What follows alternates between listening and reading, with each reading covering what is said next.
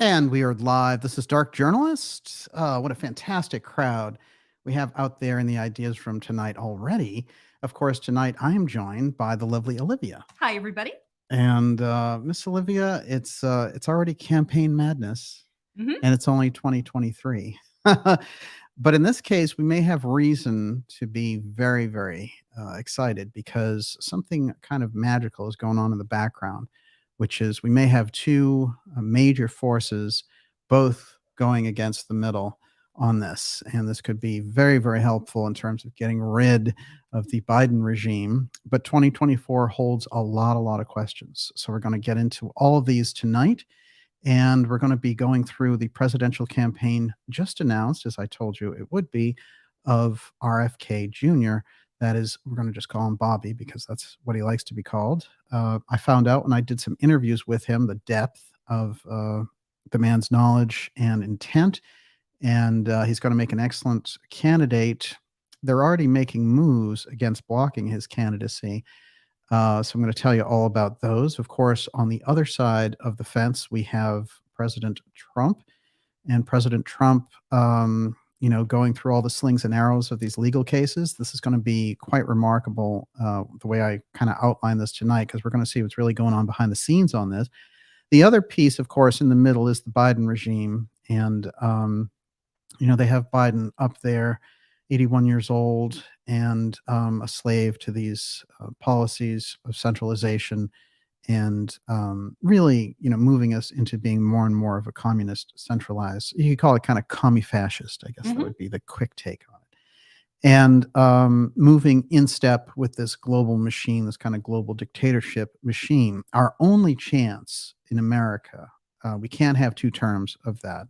Even if they replace, think about that. Even if they replace Biden with, like a Gavin Newsom or Hillary Clinton or something horrible along this lines, not to mention cackling Kamala. But even if, they do that, these policies and the group that's running them in the background, the committee, and the way that they're moving us further and further into this slave system, this is what we need to overturn, and we can overturn it with the presidency. There's a weird meme, sort of a thought form going around in the alternative media, and it runs something like this. Oh, that whole thing, doesn't matter. The presidential election's just a show. Don't bother with it because nothing's going to change anyway. Well, in this case, it's a huge difference. We've already plunged dramatically since the Trump years into the Biden years. And, if we go all the way back looking at the presidency of President Kennedy, look at how much things have fallen apart. The presidency is the most important office in the free world, and we can never take it for granted. We need to recapture it, and we need to do it with someone like Robert Kennedy on the left and someone like President Trump on the right. And of course, both of them embrace policies that could be regarded as largely centrist.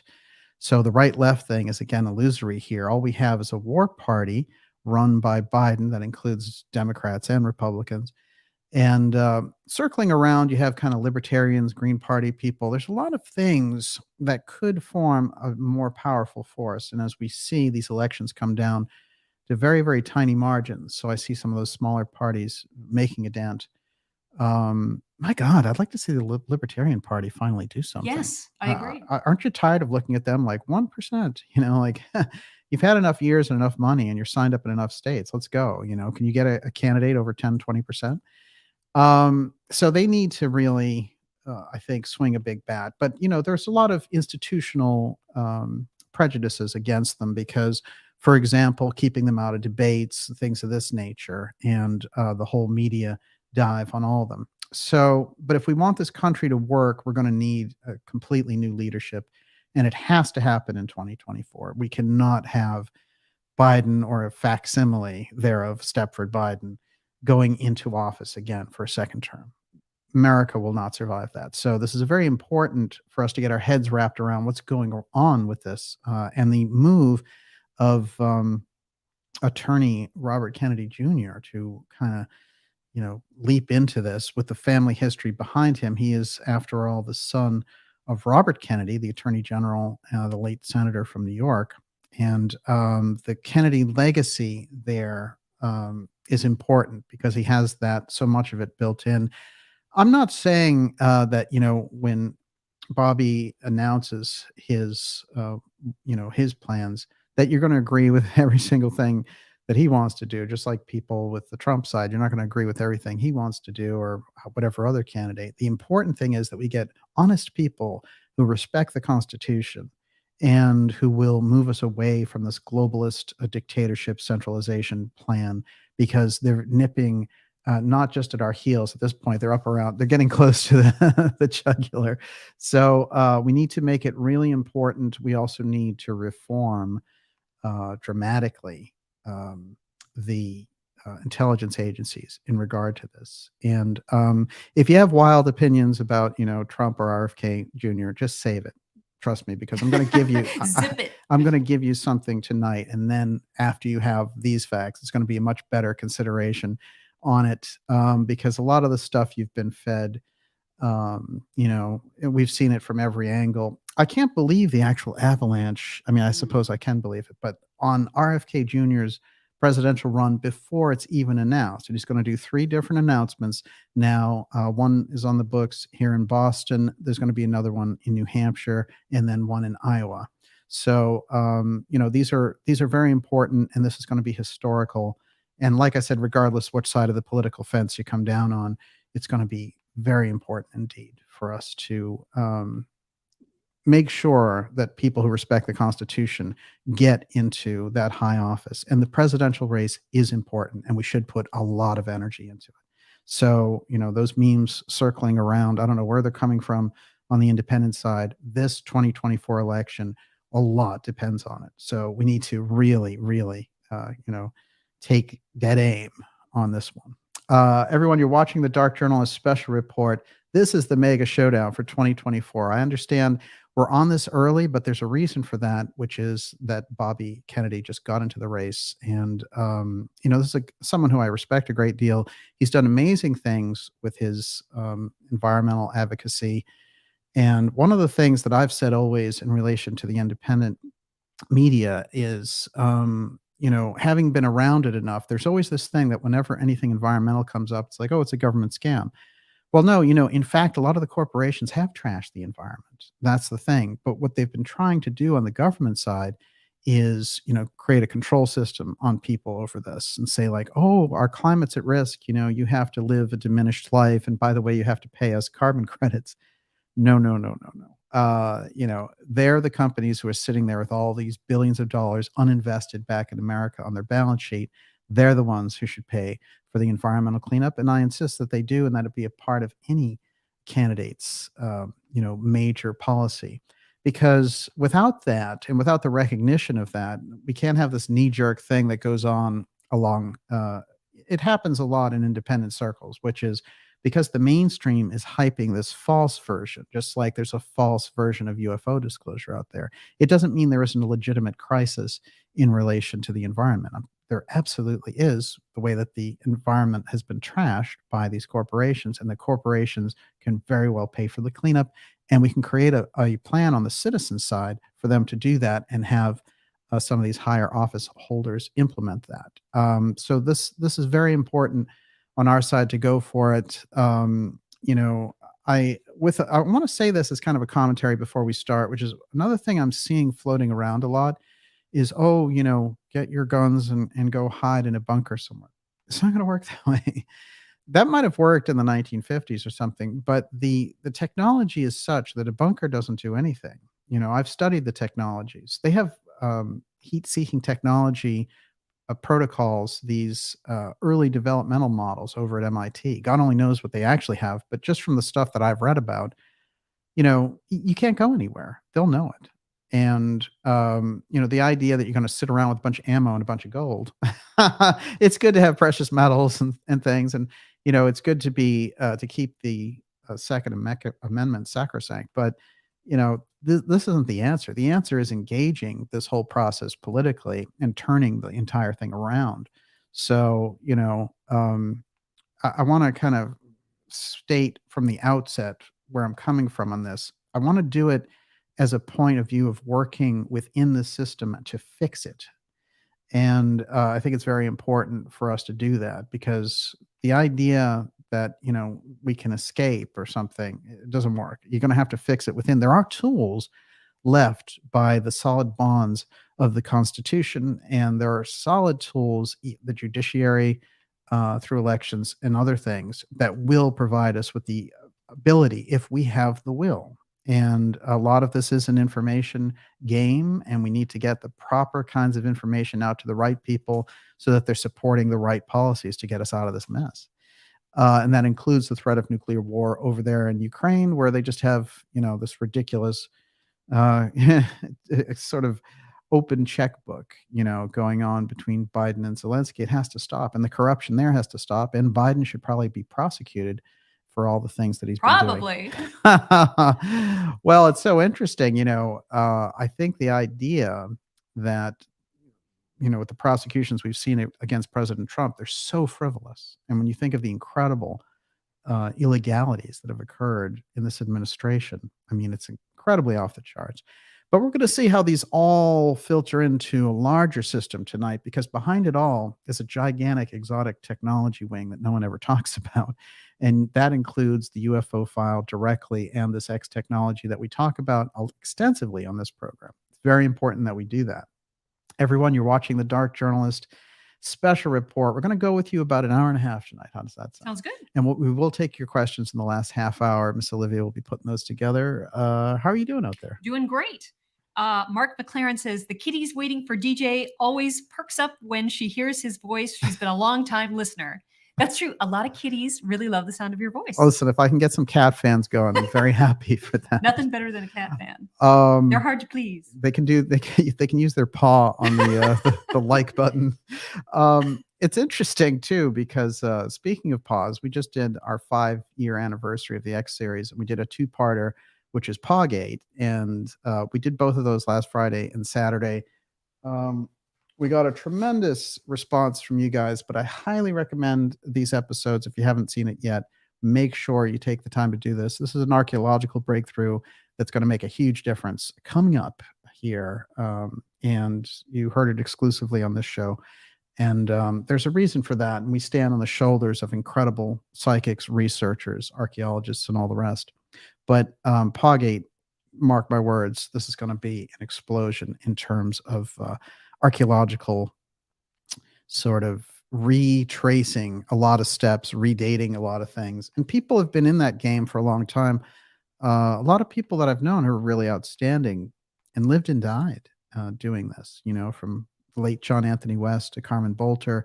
There's a reason they spent the time on it and showed us the way. They couldn't live to see it, but for sure we'll have the ability to fulfill that legacy if some of these things are picked up. And Pawgate is a major breakthrough, in my opinion. Okay, now we've got a couple of things in here. One, the incredible Kennedy legacy coming into this 2024 election. Two, the exotic technology UFO file factor, which was a major factor, as we've put forward on this program, in the Kennedy assassination, the assassination of President Kennedy. And the battle in the deep state between those forces, those centralization forces, looking for more and more power through emergency powers, and the continuity of government people, they all come into the picture tonight. But what I'm going to start with is these very unusual reports going on that relate directly to, actually, what I'll start with the RFK part, and then I'll get to this UFO file part, because that'll balance it out. All right, so the theme of this campaign, newly announced, is unity and ending this kind of corrosive division going on. And this is the theme that I think that Bobby Kennedy is going to be able to pull off, because as someone in his own career, he has friends on both sides of the aisle, as his uncle and his dad did. It's interesting because they had a lot of Republican, very close Republican friends. And interestingly enough, there was quite a friendship between President Kennedy and Barry Goldwater. And, that if that's not an odd couple, I don't know what is. But this is the kind of thing that I think that RFK is capable of bringing to the fore. Now, ever since Bobby has announced that he's running for president, and the full announcement, as I said, doesn't even come till April 19th, there's going to be a series of events. But interestingly enough, there is this push on in the liberal media, what used to be the liberal media. Now they're neoliberal, insane media. But they want to kill you if you haven't had a vaccine. That type, the same one who are putting their own left-wing writers like Glenn Greenwald. They want to sort of put them through the mill because they've been really exposing this stuff. So that used to be what was the left. This other thing, neocons moved in, MSNBC moved in, and we have this kind of insanity machine going on. But that group is particularly appalled at the idea of a Kennedy presidency. And one, it stops their Stepford Biden gravy train. And two, the intelligence community will not be very happy with the Kennedy in the White House. And three, this is really, maybe the core aspect here, which is their entire plan is to, completely hand over the country to the WHO through the CDC. And that's something that just won't happen with Bobby Kennedy in there. So this is why he presents such a danger and why the ambush was on almost immediately. Now, right off the bat, he noticed it, and a lot of us did. But I'm going to read some of his comments, and something that he said today is that, is it a sign of my campaign's strength that the elite of DC's establishment media simultaneously and shamelessly published an orchestrated and baseless lie to smear me, even before I announced my presidential campaign? CBS News, Bob Costa, the Washington Post, Daily Beast, Vanity Fair, and Salon are circulating fake news that the American people have come to expect and despise. Boy, is that true. Steve Bannon has nothing to do with my presidential campaign. I've never discussed a presidential run with Steve Bannon. This is really fascinating because Bannon, of course, directly out of the Trump campaign, that whole history, Breitbart, and when he got into the Trump White House, he helped him get in. There's no question about it. But when he got in there, he turned out to be someone who's maybe a little ornery and a little hard to deal with. And Trump is just like, I'm not dealing with that. But after a while, Bannon came back around and became his number one supporter in the 2020 election. And, now they have him up on some cooked up charges. Whenever you think of Bannon, and by the way, it's a major mystery school tie on the Gurdjieff side with Bannon, which, for people who watch the show and understand the mystery school research, it's quite interesting because Flynn also has a major mystery school tie. But I think you can start to see who they're targeting as enemies here. Who are the enemies of the deep state? Well, it's obviously Bobby Kennedy and Donald Trump, because here they are putting them together. So they've gone after Trump, they've gone after his associates, and Bannon being a key associate. And now they're trying to tie Robert Kennedy in this way as well. So you see how this works. That system that's operating there is now facing a battle on two fronts. And this is good. It's good for America and it's good for the world. The thing is, right now, Bobby Kennedy and President Trump are both working for the same thing, which is to remove the corrupt regime of Stepford Biden. Now, what's interesting is, Kennedy is coming in, his whole family, the whole legacy is Democrat.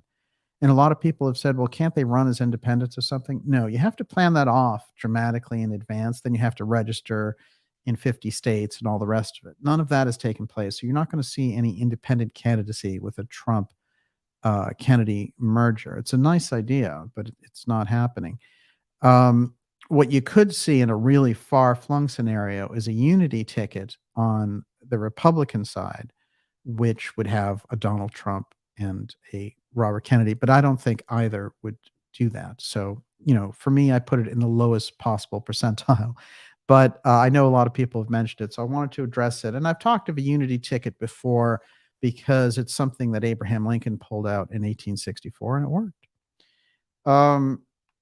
So going back to the media onslaught against Kennedy, here's what they're trying to do. They're trying to create a scenario where the Democrats preemptively will start to think of Bobby Kennedy as a threat and that he's in league with those evil Trump people, right?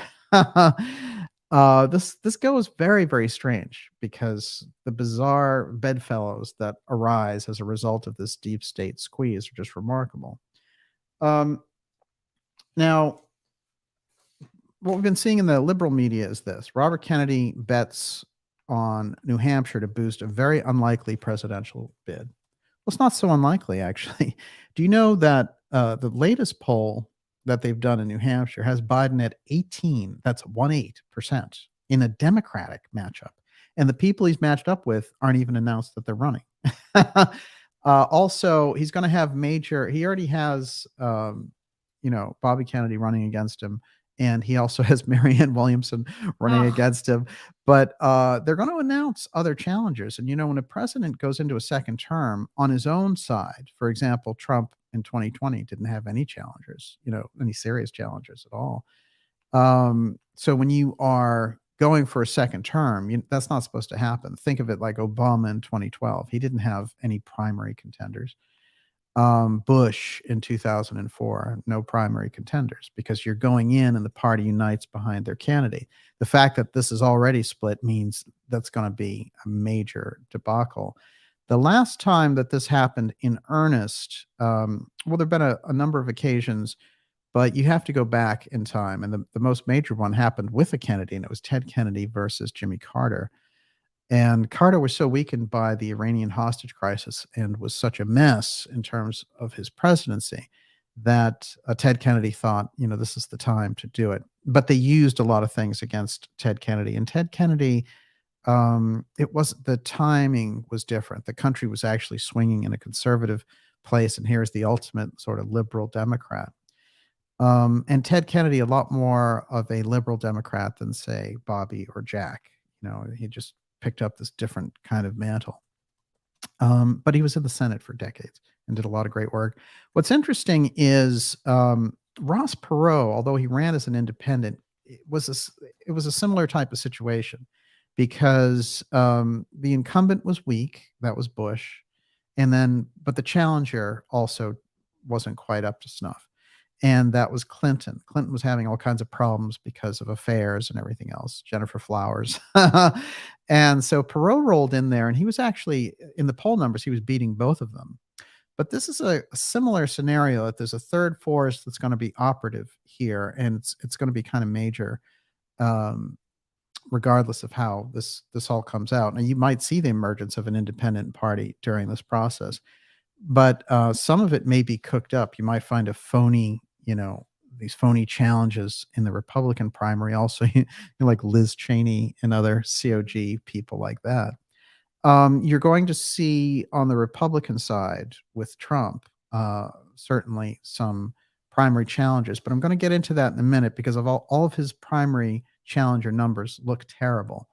And what it's looking like right now is that Trump has a tremendous chance to lock up the Republican nomination, and he's leading in the general election numbers. And what's weird is that the cases against him are actually helping him.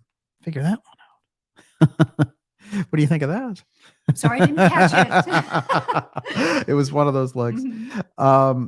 There's something that's going on there with those Trump prosecutions, and the more we see of that, the more we're going to see. People are starting to figure out, oh, wait a minute, this guy's being targeted. Okay. Now, in every article about Bobby Kennedy, they say, oh, vaccine skeptic. Or, as Jake Tapper liked to put it, quack. They just call him a quack. How's that for professional reporting? I mean, Jake Tapper's a Democrat, too. So why is Bobby Kennedy such a threat to the Democrats? He is a Democrat. He comes from a Democrat family. What's the problem? Pharmaceutical companies, the CIA, these are the problems. And they're completely taken over the Democrat Party. Unfortunately, this is probably the last chance for the Democrat Party to have anything real, because after this, what are you going to do? And some say it's already over for the Democrat Party, and that could well be, but certainly this challenge by Bobby Kennedy is going to make a huge difference. Now, I'm going to get into this situation that was going on here in New Hampshire. So let's trek with this. DNC delivers blow to New Hampshire and Iowa with overhaul of primary calendar. This is how they figured out that Stepford Biden could avoid any challenges. They would go right to South Carolina. And the problem with New Hampshire and Iowa is that Biden has incredibly weak numbers. As I pointed out, he only has 18% and he's president. This is how presidents who are running for reelection have fallen before.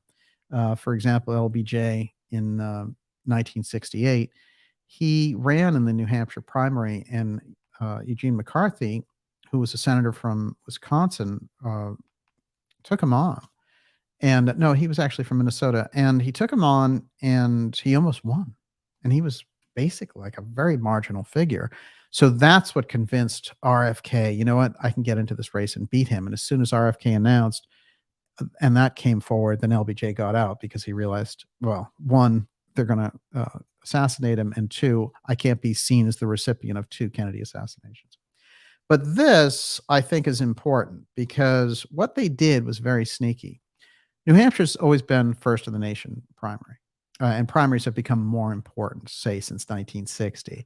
But the first in the nation status is something they've done. Iowa's always been the caucus first. That's a caucus, and the first primary has always been New Hampshire. For them to change this is a sneaky move. The next thing that the DNC announced to New Hampshire and other states was no debates. We don't care who's running, no debates. We won't fund it, so don't you offer it. And not only that, if you don't take our new schedule, no money for you for these elections. So the DNC is a completely captured entity. But interestingly enough, in New Hampshire, guess what? They're not going to take it.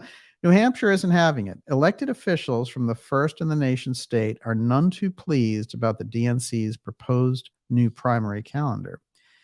In February, the DNC voted to change the order of its primary, upending decades of political tradition and really upsetting New Hampshire in the process. Yeah, well, I can see why. The change to the calendar isn't final yet, so New Hampshire's leaders, including Maggie Hansen, Secretary of State David Scanlon, and Governor Sununu, are wasting no time voicing their strong opposition. Now, these articles were coming out in February, and this is all a preemptive action because they knew RFK was going to get in. Now, there's a couple of interesting things. Interestingly enough, they used all these excuses. They were like, oh, it's racist to have it there every time, you know, anything that they could get their hands on. And this is how the Biden operation works, which is they know that they don't have the support and they can only really govern by emergency powers, you know, or they can pull out these kind of like, oh, you know, we have some wild thing here and it's racist. So we, you know, let's get this our way. And that's their go-to card over and over again. In a letter to the DNC, Biden pushed for this new primary schedule because it would diversify the voters. They get a say in the early nomination process. Now, he won in South Carolina. It was the thing that rescued his candidacy. So this is a real move.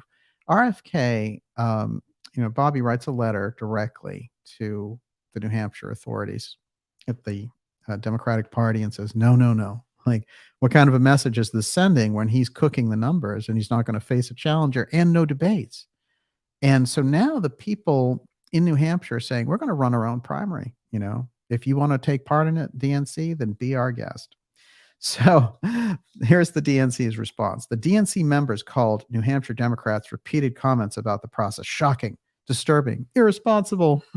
It does not help us. It does not help the party to have this divisiveness and to share it in public, said Lee Saunders, a member of the committee and a labor union president. We should never talk like that within the DNC. Oh, what is this? North Korea? Last week, the New Hampshire primary Democratic Party chair, Ray Buckley, told Politico that losing his state's first in the nation primary status had never been broached to us by anybody of influence within the party, including by anybody in a top position in the White House. Senator Jeanne Shaheen and Maggie Hansen have also taken to the cable news airwaves op-ed pages to express their disappointment and frustration. I was taken aback and quite frankly shocked. Now, here's the thing. They did this all in the background and they didn't even tell the New Hampshire authorities that they were going to do this. They just slipped it in and said, okay, you know, we decided by committee. And so it's the DNC chair who's trying to run interference for Stepford Biden. Now, I told you that Stepford Biden got 18% in a poll that was done in February in New Hampshire. What did he get in 2020? Well, I went back to get the exact numbers because I remembered they were dismal and everyone said, oh, he should get out. And he should have. But he was saved by the machine. Now, what he got, in fact, was 8%. 8% as a presidential candidate in New Hampshire. This guy will bomb out, and they know it. And they also know that Bobby Kennedy is very popular here in New England and right up in New Hampshire. If it's the first in the nation status, that he will kick Stepford Biden to the curb in terms of the voting process. He'll win dramatically and handily over the corrupt Biden administration. So that'll be a real harangue through that whole thing. A lot of people who, were dyed in the wool Democrats are going to take a look at this and say, like, maybe this guy can win. And he does have that Kennedy background, and he has an exemplary record as an environmental lawyer. Maybe we should take a second look. That's what they're afraid of. And so if he comes in and sweeps through Iowa and New Hampshire, then it'll set up these other states. Now, that wave is the same wave that Jack Kennedy rode in 1960. And it's also the wave that RFK would ride. The first hit of that was McCarthy, like I said, in New Hampshire, but it always starts there. It's the upset. And there was another case of George Bush, the senior. Now, President Bush was interesting because by 1990, he was riding high in the polls because of Desert Storm and all that. But then the economy tanked and Clinton came on strong and he was looking terrible. So Pat Buchanan, the conservative commentator, got in there and almost decked him in New Hampshire. And he got into the race and he was a big challenger. Bush had to actually spend money and do all these events to fend off the challenge from Pat Buchanan. By the time they got to the RNC, they had to seed all these things in the platform because, the platforms don't really matter anyway. But Pat Buchanan got himself in there. Where's he been lately? I haven't seen him. He has officially retired. And, he was pretty ahead of his time on a number of subjects. He had the incredible presidential background. So what we do have here shaping up, you can see, is and what happened ultimately is Bush lost to Clinton. Well, when you get a strong challenger from inside your party, you're looking, it's going to shake things up, and you're looking weak going into the general election. So in this case, if Biden is already losing to Trump and then he has a strong challenger, and let's say he would prevail over Kennedy, he'd be so damaged by it when he went against Trump, he would lose. But what can actually happen, and the better outcome, would be to have Kennedy win, beat Biden, take the Biden regime out of the picture, and then you would have Trump versus Kennedy for the general election. That's the kind of choice that we can get behind. And that's kind of moving us into that pose of constitutional government, because they both believe in constitutional government, one on one side, one on the other. And like I said, the party affiliation doesn't matter. All we need are people who respect the Constitution and will protect the border, protect us from the runaway pharmaceutical takeover of our country. And so these candidates become very, very important in this. Everyone, you're watching the Dark Journalist Show. Excellent group out there tonight. It's great to have so many of you with us in this special report. And we're looking at this kind of mega presidential showdown coming up in 2024. This is an early look at it because we got the announcement from Bobby Kennedy Jr. that he is in fact running for president. I put that on the map earlier this year. I had heard some things that it was coming, but also for me, I was thinking if, it's now or never. Somebody on that Democratic side has to save the rest of the party from the Biden forces just coming in there. And God knows what they're planning to do with Biden, because I've also seen a lot of polls of his weakness in general, his approval ratings being way down. And they know that, there's economic tumult. There's this incredible, mismanaged war situation going on in Ukraine. And there's the 87,000 IRS agents that are armed and announcing their new program for how they're going to get money for Biden to hand over to Zelensky, pretty much. And by the way, we can also start covering all of the Ukrainian pensions. Well, you have to take care of things in America first. And, the idea of helping an ally is one thing, but taking over their pensions, you can't even guarantee Social Security at this point. So, no, those policies, wherever they're coming from, and whatever deals are going on in the background with these black budget military contractors, all that needs to be exposed if we're ever to get things right and on the right path again. So we're right in the middle of it, and we have an unusual opening, an unusual opportunity that harkens back. It does harken back to the 1960s in a sense, but what's more important is it's so important now. The history gives us that tapestry, and we understand what happened when the deep state took over, and now it's an opportunity to get some of that back before they take us all over a cliff. I want to remind you to go to the darkjournalist.com site, by the way, and especially if you're new, sign up for our free newsletter. It keeps us in touch. One of the things that we've been experiencing is dramatic, and I mean truly dramatic, censorship across all platforms, but particularly here. And it's interesting too, because there's so many of you out there who watch the program and tell me, I don't get notifications and things. Well, the newsletter will really solve that for you and make sure that you do it. It's a free newsletter. It comes once a week and lets you know the incredible guests that we have coming up for you, along with remarkable X series episodes and some very exciting documentaries and even events that you're going to want to know about before they happen.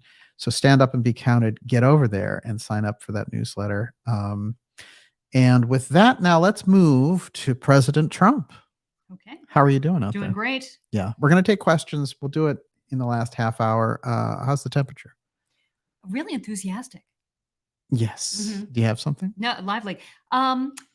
Margie O says, I don't trust any politician really, but Bobby Kennedy would bring hope, I'm sure. And Part 2 says, RFK Jr. was willing to be called names in order to be an actual leader of humans. That man deserves to be respected and supported.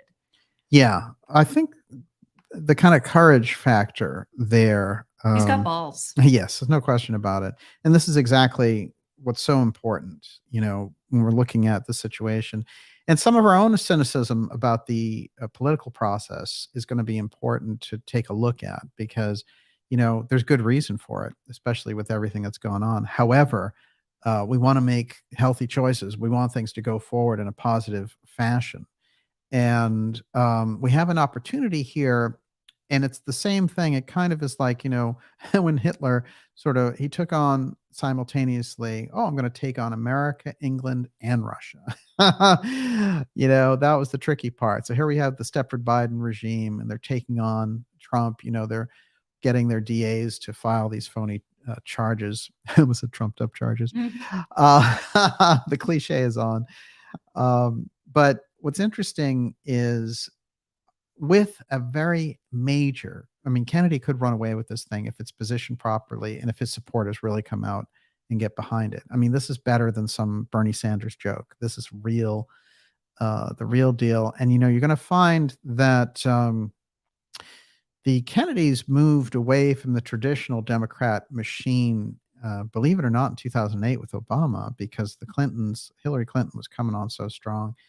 And they were pressuring Kennedy, and Ted Kennedy wouldn't go for it. And he actually put his support behind Obama. Now, Obama just turned into a clerk for the banks or whatever, but the Clintons and stopping the Clintons was so important. So you can see that divide started to happen there. And it was very interesting, too, because everyone else wanted to lay down before the altar of the Clintons. But, Ted Kennedy was aware of the corruption around President Clinton, and President Carter had called his pardon of Mark Rich, who was the billionaire financier who was country hopping to get away from all these charges, and Clinton pardons him. And Jimmy Carter said, that's disgusting. That's another president on the same party calling out another president. That's quite remarkable. But Jimmy Carter was right. And Carter has a wonderful, sort of history of making these statements. But so I think that was significant. Now, a lot of people will say, well, Bobby Kennedy has expressed support for the Democratic Party.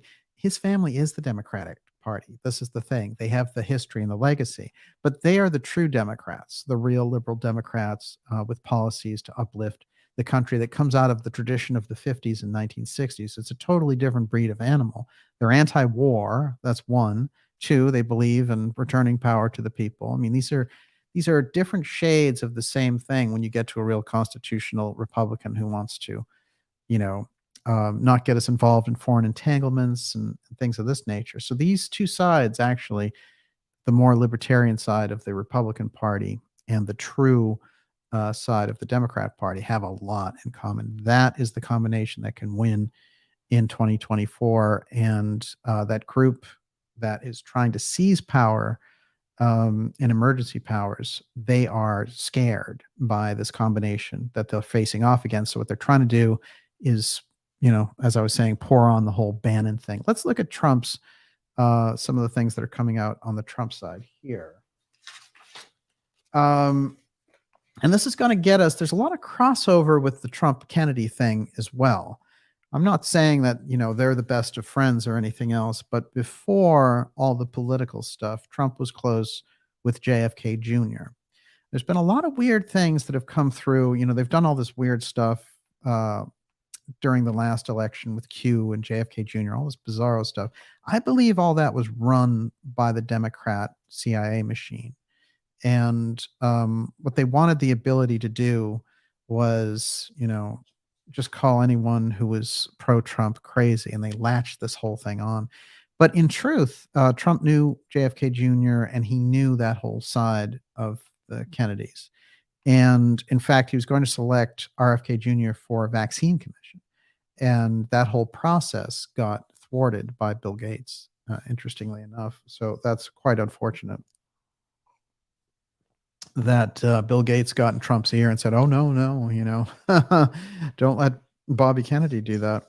In the meantime, as we reported earlier this week, we're looking at the whole prosecution of Trump by the corrupt DA in Manhattan, Alvin Bragg. And Bragg came forward with his case, and it didn't reveal the crime. It revealed misdemeanor crimes, but it didn't reveal what somebody would get charged with a felony over. So, even liberal publications like Rolling Stone, for example, said Alvin Bragg's case against Trump is still a mystery. The Manhattan DA released the indictment today after Trump's arraignment, but we still don't know enough to evaluate the prosecution. This was a problem, the way that they've done this. Now, interestingly enough, someone in the background, Judge Napolitano, who I've quoted on this show before, and who is generally a libertarian judge who's done some interesting commentary. He used to be a Fox commentator. Now he does his own stuff. But he's put interesting things on the record before relating to Trump's impeachment, the JFK assassination files. This time, he really got us thinking, because he said that he's been hearing from Democratic circles that it was actually Hillary Clinton who was behind this activity of Bragg making this prosecution, because there's a big push behind the scenes to appoint Kamala, who's been a disaster, as a VP, to some federal judgeship somewhere and install an emergency VP, and they would just vote her in the way they did Ford for Nixon when Spiro Agnew went to jail. So then Biden could say, oh, no, I'm too old to do it after all, or I have to step down for some reason. And then she could take on this 2024 election. That's a whole wild card scenario that he presented. And I think we should keep an eye on it. I'm not going to explore anything deep about Hillary tonight, but I think that there's some reason to question the idea of whether this deep state operation to get Trump included the Bragg indictment, because the Bragg indictment's so weak that it looks so infinitely beatable that there's something strange about them bringing it, and something almost absurd. Even liberal newspapers, liberal media sites, everything they're saying, that's strange too. They're not behind this guy.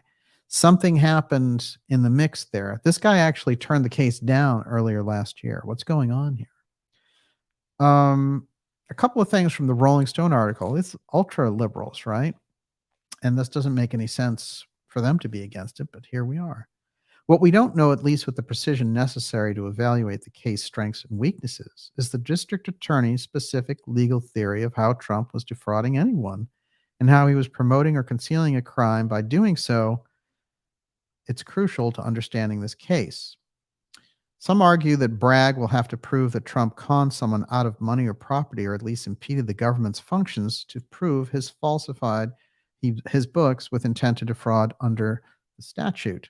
We don't know Bragg's theory of how he'd meet that burden because neither the indictment nor the statement of facts spells it out. Absolutely true. So, strangely enough, some truth from Rolling Stone, and they don't believe in this case. I remember even CNN and those guys, they weren't behind it. How bad does your case have to be for those people not to support it? Okay, here's been the impact since they brought this incredible kangaroo case, which I still think is highly dangerous because they're charging on an unprecedented faction, a president of the United States, with these crimes. They did the raid already. That's never happened to a president before. It didn't happen to Clinton when he was in trouble. It didn't happen to Nixon when he was facing a trial. So, they've really gone above board to show that Trump is the exception. I'm going to get into why Trump is the exception as well. All right. But in the meantime, here's the fallout. Trump's campaign has raised over $12 million since the indictment. Okay. This is the way that this is going. His numbers have skyrocketed on the Republican side, and those bleed over into the crucial independents that he'll need if he's going to win. Right now, he sits at 48% in the polls, and Biden sits at 42. That's a 6-point advantage from somebody who's constantly getting harangued by the mainstream media. That's pretty good. That's pretty good. Here's another one. Trump surges to 26-point lead over Ron DeSantis in the 2024 GOP presidential primary post-indictment poll. Trump is on a roll, and them doing this actually plays into it. Here's an interesting thing about Trump that I've noticed. When we get into these situations with Trump, when the deep state overreaches, like they did with the impeachment, ordeals and all this nonsense, and Mueller and all that junk, and the FBI and the CIA, he's a threat to society, and call the 25th Amendment, all that stuff. Whenever the overreach is on, there's a weird counter punching quality to President Trump. There's a weird, rope-a-dope thing that takes place. It's almost like it inspires him out of his own, doldrums of getting into fights and things. And he has a smooth way of handling these types of attacks. It's remarkable bit of jujitsu that takes place there. Yes. Well, you're a boxing fan, and Yes. you've seen this. Yes, that's true. Would it relate it to any particular boxer? I think that kind of, psyching out the opponent thing is something that comes natural to him when he's attacked. And in fact, he does not perform as effectively when he's not under attack. This is an interesting thing. A lot of people are quite the opposite, but a lot of the major kind of business baron guys, they're like that. And so you always have to watch out for that, as it were, when you are on this kind of campaign to just on a witch hunt against somebody, that they might, all that energy you're throwing against them might be curved back at you. And if it is, woe betide, as they say. Also, defending your title is different from going after the title. It is. You need the eye of the tiger. Mhm. What is that? Rocky 3? It's one of them. So let's get into a couple of things behind the scenes. We know this is what's floating around on the surface. What's going on in the background? Well, it was the same thing that was going on with Trump in the background during his presidency. There's some element there that can't stand him operating on these power levels with the rest of their minions.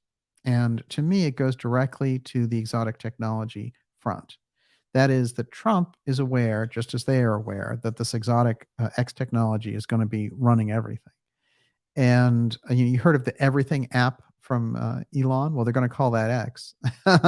When we put forward X steganography on this show for the first time, we brought it forward in 2018. Since that 5-year period, all of the X stuff has started to come out. It's almost like they can't even help themselves.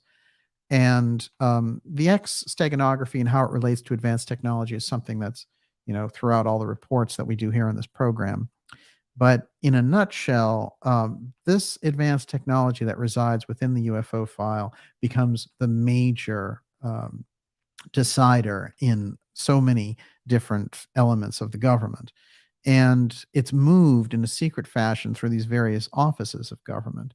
So the UFO file becomes a crucial aspect. If Trump, coming into office, had this knowledge of the UFO file and knowledge of the exotic technology, he would be a different type of opponent than just an ideological opponent. And that's the crucial thing. That explains some of the, peeling his opponents off the ceiling. Whenever you mention Trump's name, people just go ape.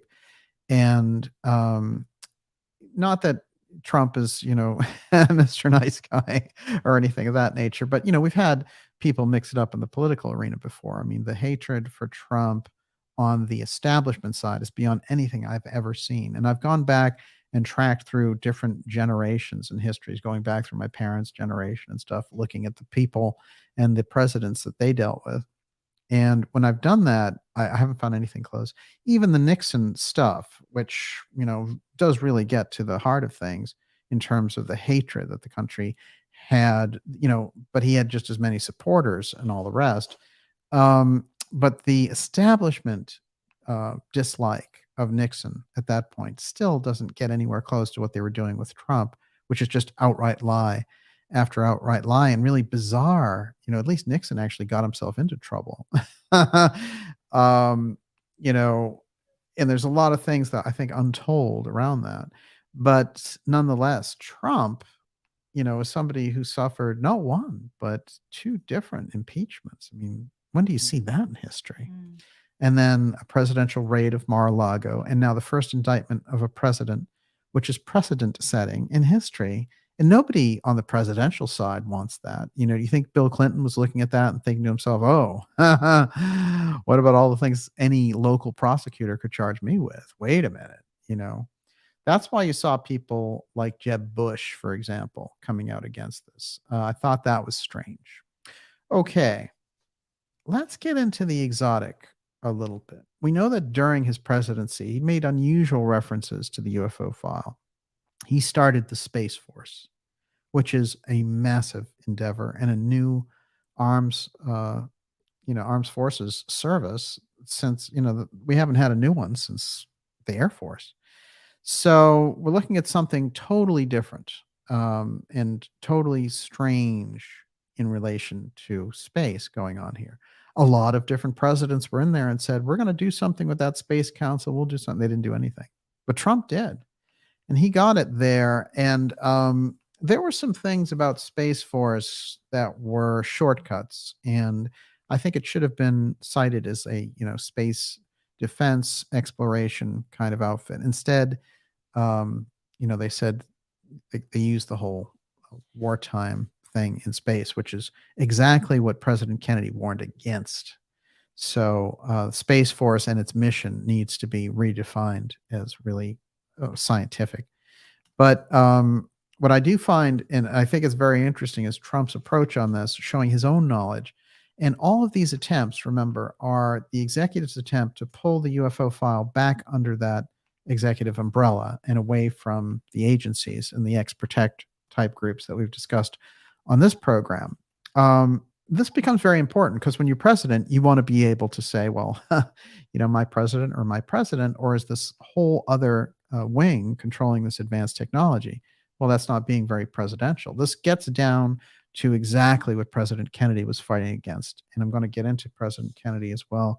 Trump proposes building 10 freedom cities and watch it, flying cars. Okay, now March 3rd on that. Okay. Before he talked about invisible planes, and they were like, well, he misspoke, and he was like, no, I mean it. So he knows, and he's revealing bits there and saying, hey, I don't mind talking about, they should know we have this advanced stuff because they'll be more afraid of us. This is very Trump. And the deep state really hiding so much of this. Now, think of that car reference. Now, during the whole shoot downs of those UFOs and balloons and things that took place in February, just before Trump's statement, what was the U.S. saying it was shooting down? U.S. says it shot down car-sized UFO over Alaska. That's the Pentagon spokesman, military officer Kirby. So, flying cars and the shoot down of UFOs about the size of cars. Start to put these things together a little bit. Somebody's testing something, somebody's working something out. As we've described on this program, and actually our most popular episode of the X series is a Tesla, Trump, and the time capsule. It goes into that background that President Trump has around the exotic technology and the UFO file, and that knowledge comes directly through his uncle. It's undeniable, and we've put enough on the record about that. I won't go too much into it, but I want to say for the record, the way that that loop works is that John Trump, the professor, MIT, he was an engineer and he worked on very, very high secret projects involving space and X-rays and all the rest. And one of the things that I found very interesting when I was researching him maybe 5 or 6 years ago is that I found a direct connection and put it on the record that Vannevar Bush was his mentor. Now, this is important because when we put it on the record, it wasn't out there. And you subsequently have seen a lot of people just kind of referencing it in this weird void. But it's very important. And I think we need to do this more in the independent community is where do things come from? Where does the revelation around a particular thing come from? And I do a lot to cite sources on this program. And, I've talked a lot about how certain types of JFK researchers, guys like Jefferson Morley, get ripped off a lot because, it makes a splash tweet or it makes somebody's podcast. But the background of it is so important because it keeps a lineage of the knowledge. And if somebody puts together, this happened with Morley in relation to his discovery of the tape, of the Watergate tape, and he tracked this whole discussion after listening to hours and hours of these Watergate tapes, and he found one where Nixon was discussing the who shot John angle and basically blackmailing the CIA and saying, tell me everything that you know about what you guys did, and then I'll be able to protect you better. This was a very important thing that came out in a book early last year called Scorpion's Dance that he wrote about CIA Director Helms and Richard Nixon and their weird back and forth. So the who shot John angle and all that comes directly from Morley. We reported on that program and cited Morley because I would never bring somebody's work up without citing them. I don't know. This seems to have proliferated dramatically in podcast land. But what happened was when we brought that forward in the context, then we started to understand, well, Nixon, a lot of the trouble that he got into was he wanted to know what was going on. He wanted the full story of the CIA assassination of President Kennedy, but there he was on tape talking about how he would protect them from this because he knew they were guilty. That's important and it's historic. But on the other side of the fence of that, there was this weird splash of everybody running away with Morley's finding of this Watergate tape without going back and citing, just saying, hey, this is tape that got released. Well, it was Morley who found it. So, this is important, I think. So let's go back now to Vannevar Bush and the things that we've exposed about Vannevar Bush and Trump. Now, Vannevar Bush was in charge of the UFO file, according to Robert Sarbarker. Robert Sarbarker was the top physicist in America in the 40s and 50s. He worked closely, and I found out through the family members of T.T. Brown that he was his best friend and that they made trips together every year. Well, putting that on the record was quite remarkable because it made a huge difference that what was going on, Sarbarker saying, well, wait a minute, Vannevar Bush controlled the UFO file. Now let's go back. Vannevar Bush is at MIT. Who is his protege? Well, one of the things we discovered was that the protege of Vannevar Bush was John G. Trump. So that being Trump's uncle, if he knows everything about the UFO file, what's the next piece of information there? That he sends him out to when Nikola Tesla dies. It is Vannevar Bush who suggests to the FBI and others that this should be the man who should go in and study all the Tesla work to see if he was developing what he had, the death ray and all the other exotic technology. One of the things that John Trump said specifically was that they asked him to look into the technology Tesla was working on to take flying objects down at a tremendous distance. So, for example, I'm sitting in the UK and something's flying over Italy. I press a button and it goes down. Now, that if you take that flying object and you just say unidentified flying object, then you might get into part of the seriousness of what was going on there. Vannevar Bush is a key in this, in understanding Trump's sort of deep knowledge around this. And, whether you're a huge fan of Trump or you think he's, Hitler, like MSNBC, this is a key factor of his own knowledge base. And it needs to be factored into all the dramatic resistance that we see in relation to him and his candidacy now for his second term. We've got John Trump, Donald Trump, and the Tesla connection. But what we're adding to all that is the UFO file through Vannevar Bush. That's crucial. So when we keep those things in mind, we're going in a particular direction with Trump that says he's got the knowledge of the exotic technology. That makes him target number one as far as the deep state is concerned. And in fact, during his whole presidency, it was largely hampered by endless investigations by the deep state. So they have different ways of holding people up. And we know that in the case of John Kennedy, they had their own way of dealing with him there. So, different strokes for different actors on this, but it's quite important. All right, that should get us on the Trump side. JFK. I mentioned JFK. Well, it's important when we're considering RFK Jr. getting into this race to look at what happened back there and those leaders that brought forward so much and gave us great idealism, but were also removed as a result of their activities on the public's behalf. Everyone, you're watching the Dark Journalist Show. We're going to take your questions shortly here. We're going to go about another half hour, I would say, for tonight's special report. Miss Olivia, how are you? Good. Rehoboth Farm says, remember that on Inauguration Day, Trump said he was discussing, quote, high-flying assets, unquote, with Obama. And the Philip K. Dick Film Festival says, why doesn't Trump release the UFO file? Is it because he wants to keep something up his sleeve in case he needs it?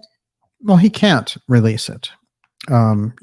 He's well, he can tell what he knows. He's under no, I mean that is, a national security secret. So he can't volunteer the information in an autonomous fashion. It has to be part of a government disclosure. So he had the ability when he was president to initiate that process, and he did not. But there were rumors inside, especially at the end, that between the JFK assassination files and the UFO files, that this is where he was working. The other weird thing is that Glenn Greenwald talks about going to the White House to talk to him about a pardon of Snowden, and that the Assange pardon came up. So these things were in the air. And I believe that the function of the second phony impeachment was for those Republican senators to be able to go back and say to Trump, well, look, if you vote to release Assange, we'll vote against you and you will get impeached and you won't be able to run for a second term. And I think that there was a lot of hardball played against Trump at the end of his administration. You also see him as one of the busiest guys that you'll ever see during the end of his administration, which is unusual. Usually you're a lame duck. You've got 2 months and you get out. You plan your presidential library. Not Trump. He was firing people. He was installing people. He was reorganizing in the background, different agencies. It's quite remarkable, in fact. And it's why this continuity of government piece has come up on a couple of occasions. What I want to always stress about continuity of government, and there's a little bit of confusion that I've seen in certain circles about this. Continuity of government is highly undesirable because it represents an emergency powers takeover, a fascist martial law takeover of America. The only reason that would ever happen, and why there was anything even built in like this originally through President Eisenhower, was because we were facing a nuclear threat versus the Soviets at the time, and they built a massive underground infrastructure to survive a decapitation attempt against the government of the United States. So we look at it that way. It's very different than the COG that we got later, which was just will take over if there's any emergency. And that's the way it was rewritten in the 80s. And it's something which we've done a number of shows on continuity of government. I always point people back to the original work of Professor Peter Dale Scott, An American Deep State, JFK and Deep Politics, and his successive books, The Road to 9/11 and others that give you the real understanding of what continuity of government is, because when he was talking about it, there was just no reference to it anywhere. So he really put it on the map. And then when it got on the map, we have these other people who are well informed but won't talk about the key players like Cheney and others. And I remember I pressed some of this during when there's a very famous writer at Newsweek named William Arkin, and Arkin, he had a reputation for knowing a lot about COG, and he would put these things on the record. But when I went to Professor Scott about him, he said, "Oh yeah, he's incredibly well informed, but he won't, connect the right dots on purpose. He just leaves a lot of things out. But still, he said he knows a great deal." And so he was talking. He did this amazing article toward the end of 2020, and it was all about how all of these COG generals were ready to take over if Trump didn't relinquish, basically. And it was all in favor. And it was basically like I thought I was reading treason in Newsweek. I couldn't believe it. So the unnamed source was a former Northcom commander, and I knew the one that had just resigned and quit in August. I didn't know him personally. I knew who it was. And I was absolutely certain by the way that they were quoting the sources that their source for this story, the guy who was saying there were all these generals ready to take over America, which by the way is completely illegal. And I said, well, it's Terrence O'Shaughnessy, and that, first of all, Newsweek blocked me, but then Arkin flipped out in a way. This is a guy who has a lot of professional composure, and he was name calling. He just flipped. And so that gave me a lot about what was going on in the back there with COG. COG is incredibly compartmentalized. And so what happened was toward the end of Trump's administration, they started to decide, well, you know what, we can use COG to get rid of him if the election thing doesn't work out. I have no doubt that that was one of the cards that they played. And it's one of the reasons for the spate of firings that take place at the end of the Trump administration, including of his own defense secretary. That's a weird move. Let me give you a couple of interesting things about how COG works. Now, once in a while, a story about COG gets out there and it gets loose, and they can't really explain themselves. How did this happen? Like, who is this group that we're talking about? So here's one. Where are the continuity of government vaccine doses coming from? No one wants to say. This is a story that came out toward the end of 2020. And that is Mike Pence there with one of those wonderful masks everyone had to wear, which didn't do anything. Where's the supply of COVID-19 vaccines coming from for senior officials across government? No one will say. Well, for you and me, we knew what they were. It'd be a particular Moderna or something like that. But they wouldn't say where these guys were getting theirs. Days after the White House confirmed that senior officials would receive COVID-19 vaccines to help ensure continuity of government, it remains unclear from where those vaccine doses will originate. The District of Columbia Department of Health insists the vaccine doses will not come from their allocation. The local government in Washington has been working with neighboring jurisdictions to make sure residents of Maryland, working with Virginia, who are frontline healthcare workers within D.C., are able to get vaccines, but that doesn't appear to extend to federal officials. So they're like, where are you getting your vaccines from? And it's never answered. They're like, oh, it's coming through COG. They're like, well, but where? Like, what's the function? So COG slips through once in a while. You read something where ordinary people who are doing journalism are like, wait a minute, what is this thing? And very often they get shut down.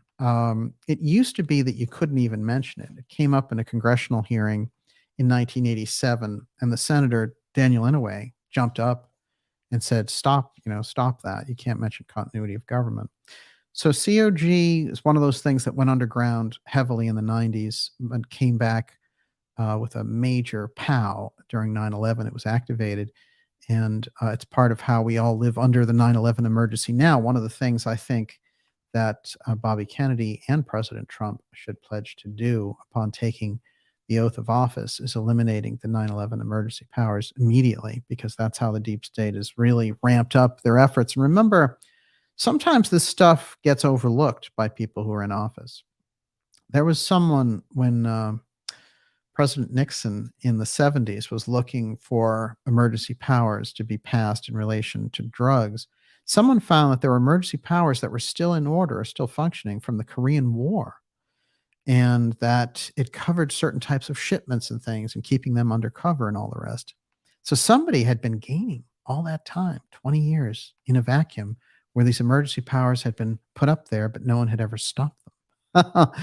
So when you get into secret systems of finance, secret systems of government, watch out. You're going deep.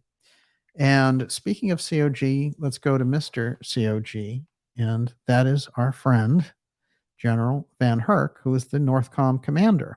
He's also in charge of NORAD, and he would be the combatant commander of the United States in the event that they press the COG button.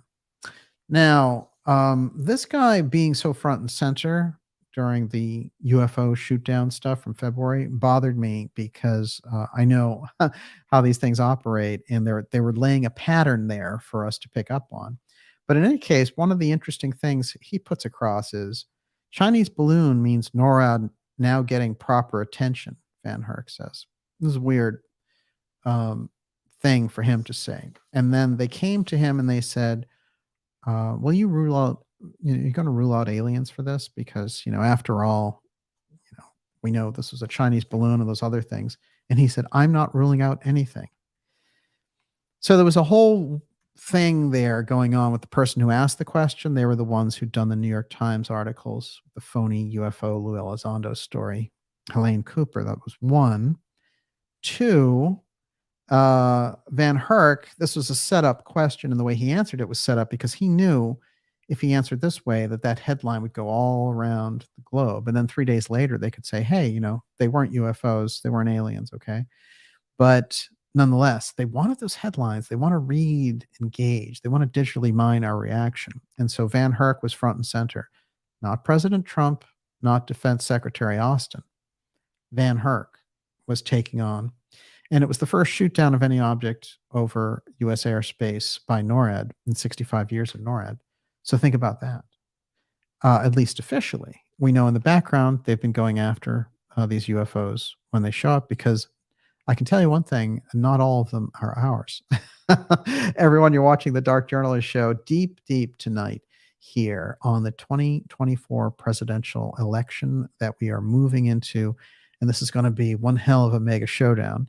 It involves the new candidacy that's just been announced by Robert F. Kennedy Jr., we call him Bobby Kennedy, and just the remarkable history of the Kennedy family around this battle with the deep state and the intelligence agencies, and the UFO file. All these things factor in. And then on the other side, with President Trump, the same deal. And in the middle, they've got Stepford Biden there carrying out this radical agenda. So I guess you couldn't really say he was in the middle as in the center, but he's out of the three characters. He's in the presidency.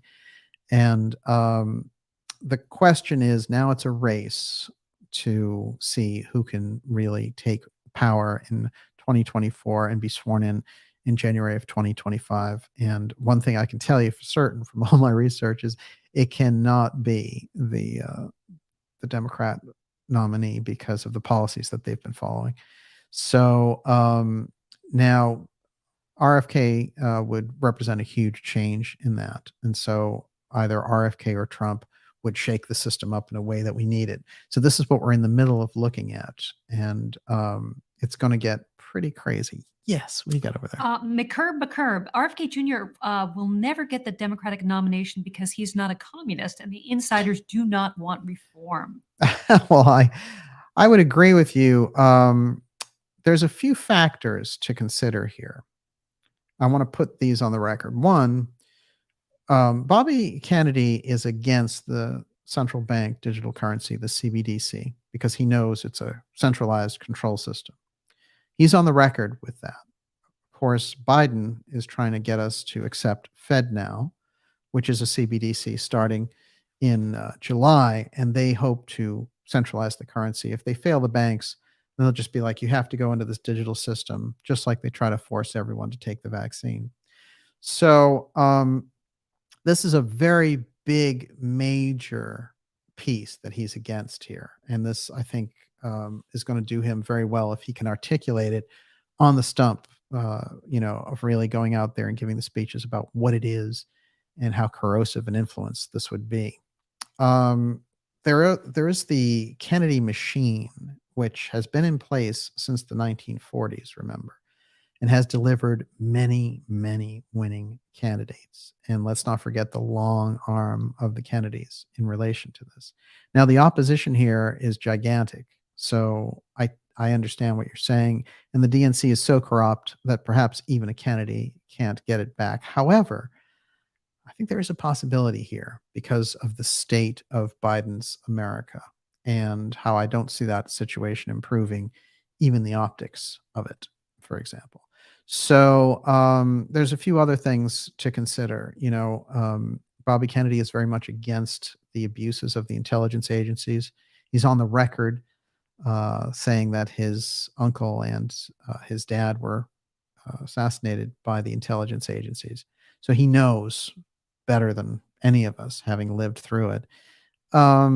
So I think all these things are on his side. I think the fact that he's dealing with a corrupt DNC is his biggest challenge. And we're going to have to see how that goes. On the other side, I would say that Trump has a lot of things going for him. Oh, the other thing is that, of course, Bobby Kennedy is for vaccine transparency, and he's against the corruption of the pharmaceutical companies and CDC and things like that.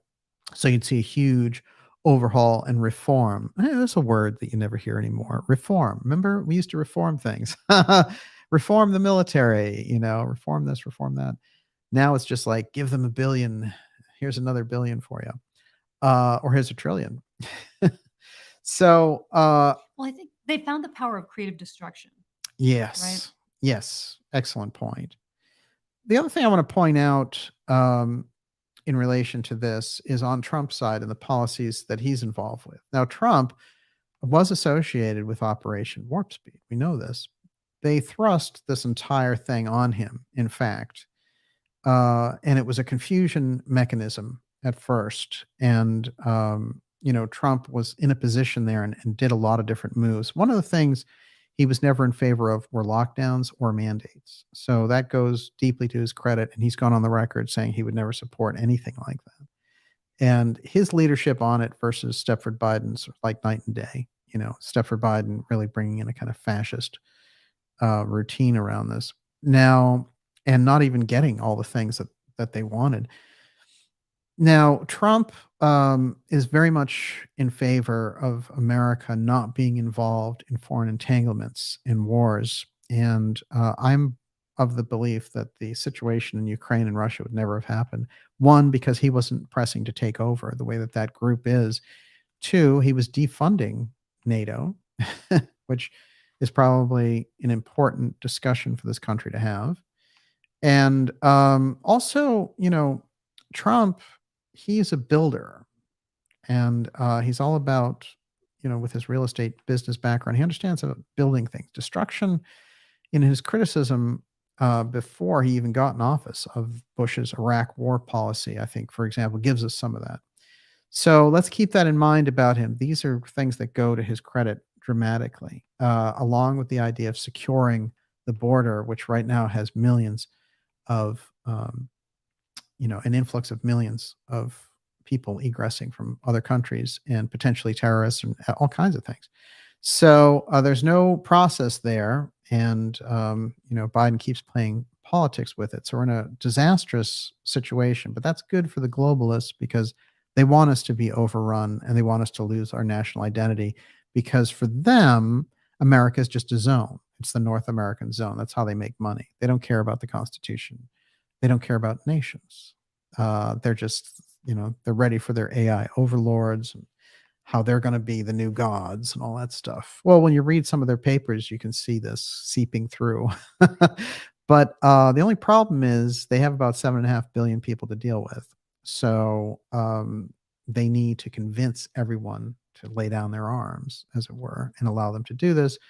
And this is why we have the power to change the situation and turn it around. But I think with Trump, you would get the reversal of Biden's policies. And I also think that Trump is much more aware of the deep state, especially since they've turned that mechanism on him. So you might see kind of less deep state types around him. Unfortunately, in the first term, people like Pompeo, et cetera, I have that clip out there of Pompeo talking about JFK, and they're asking him, it's John Stossel, and saying like, why don't you just release these files? And he's like, well, there could still be agents in the field that could be affected by this. 60 years later, I'm sure they're either dead or they have a new identity by now. But most of them are just dead. And there couldn't, the idea that there would be an active agent,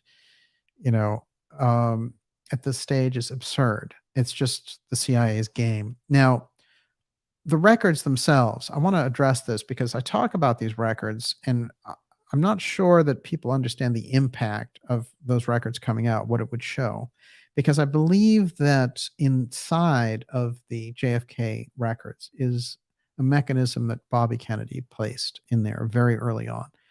And that's why, people have always said over the years, especially the more cynical research types, oh, there's nothing in those files. How could there be?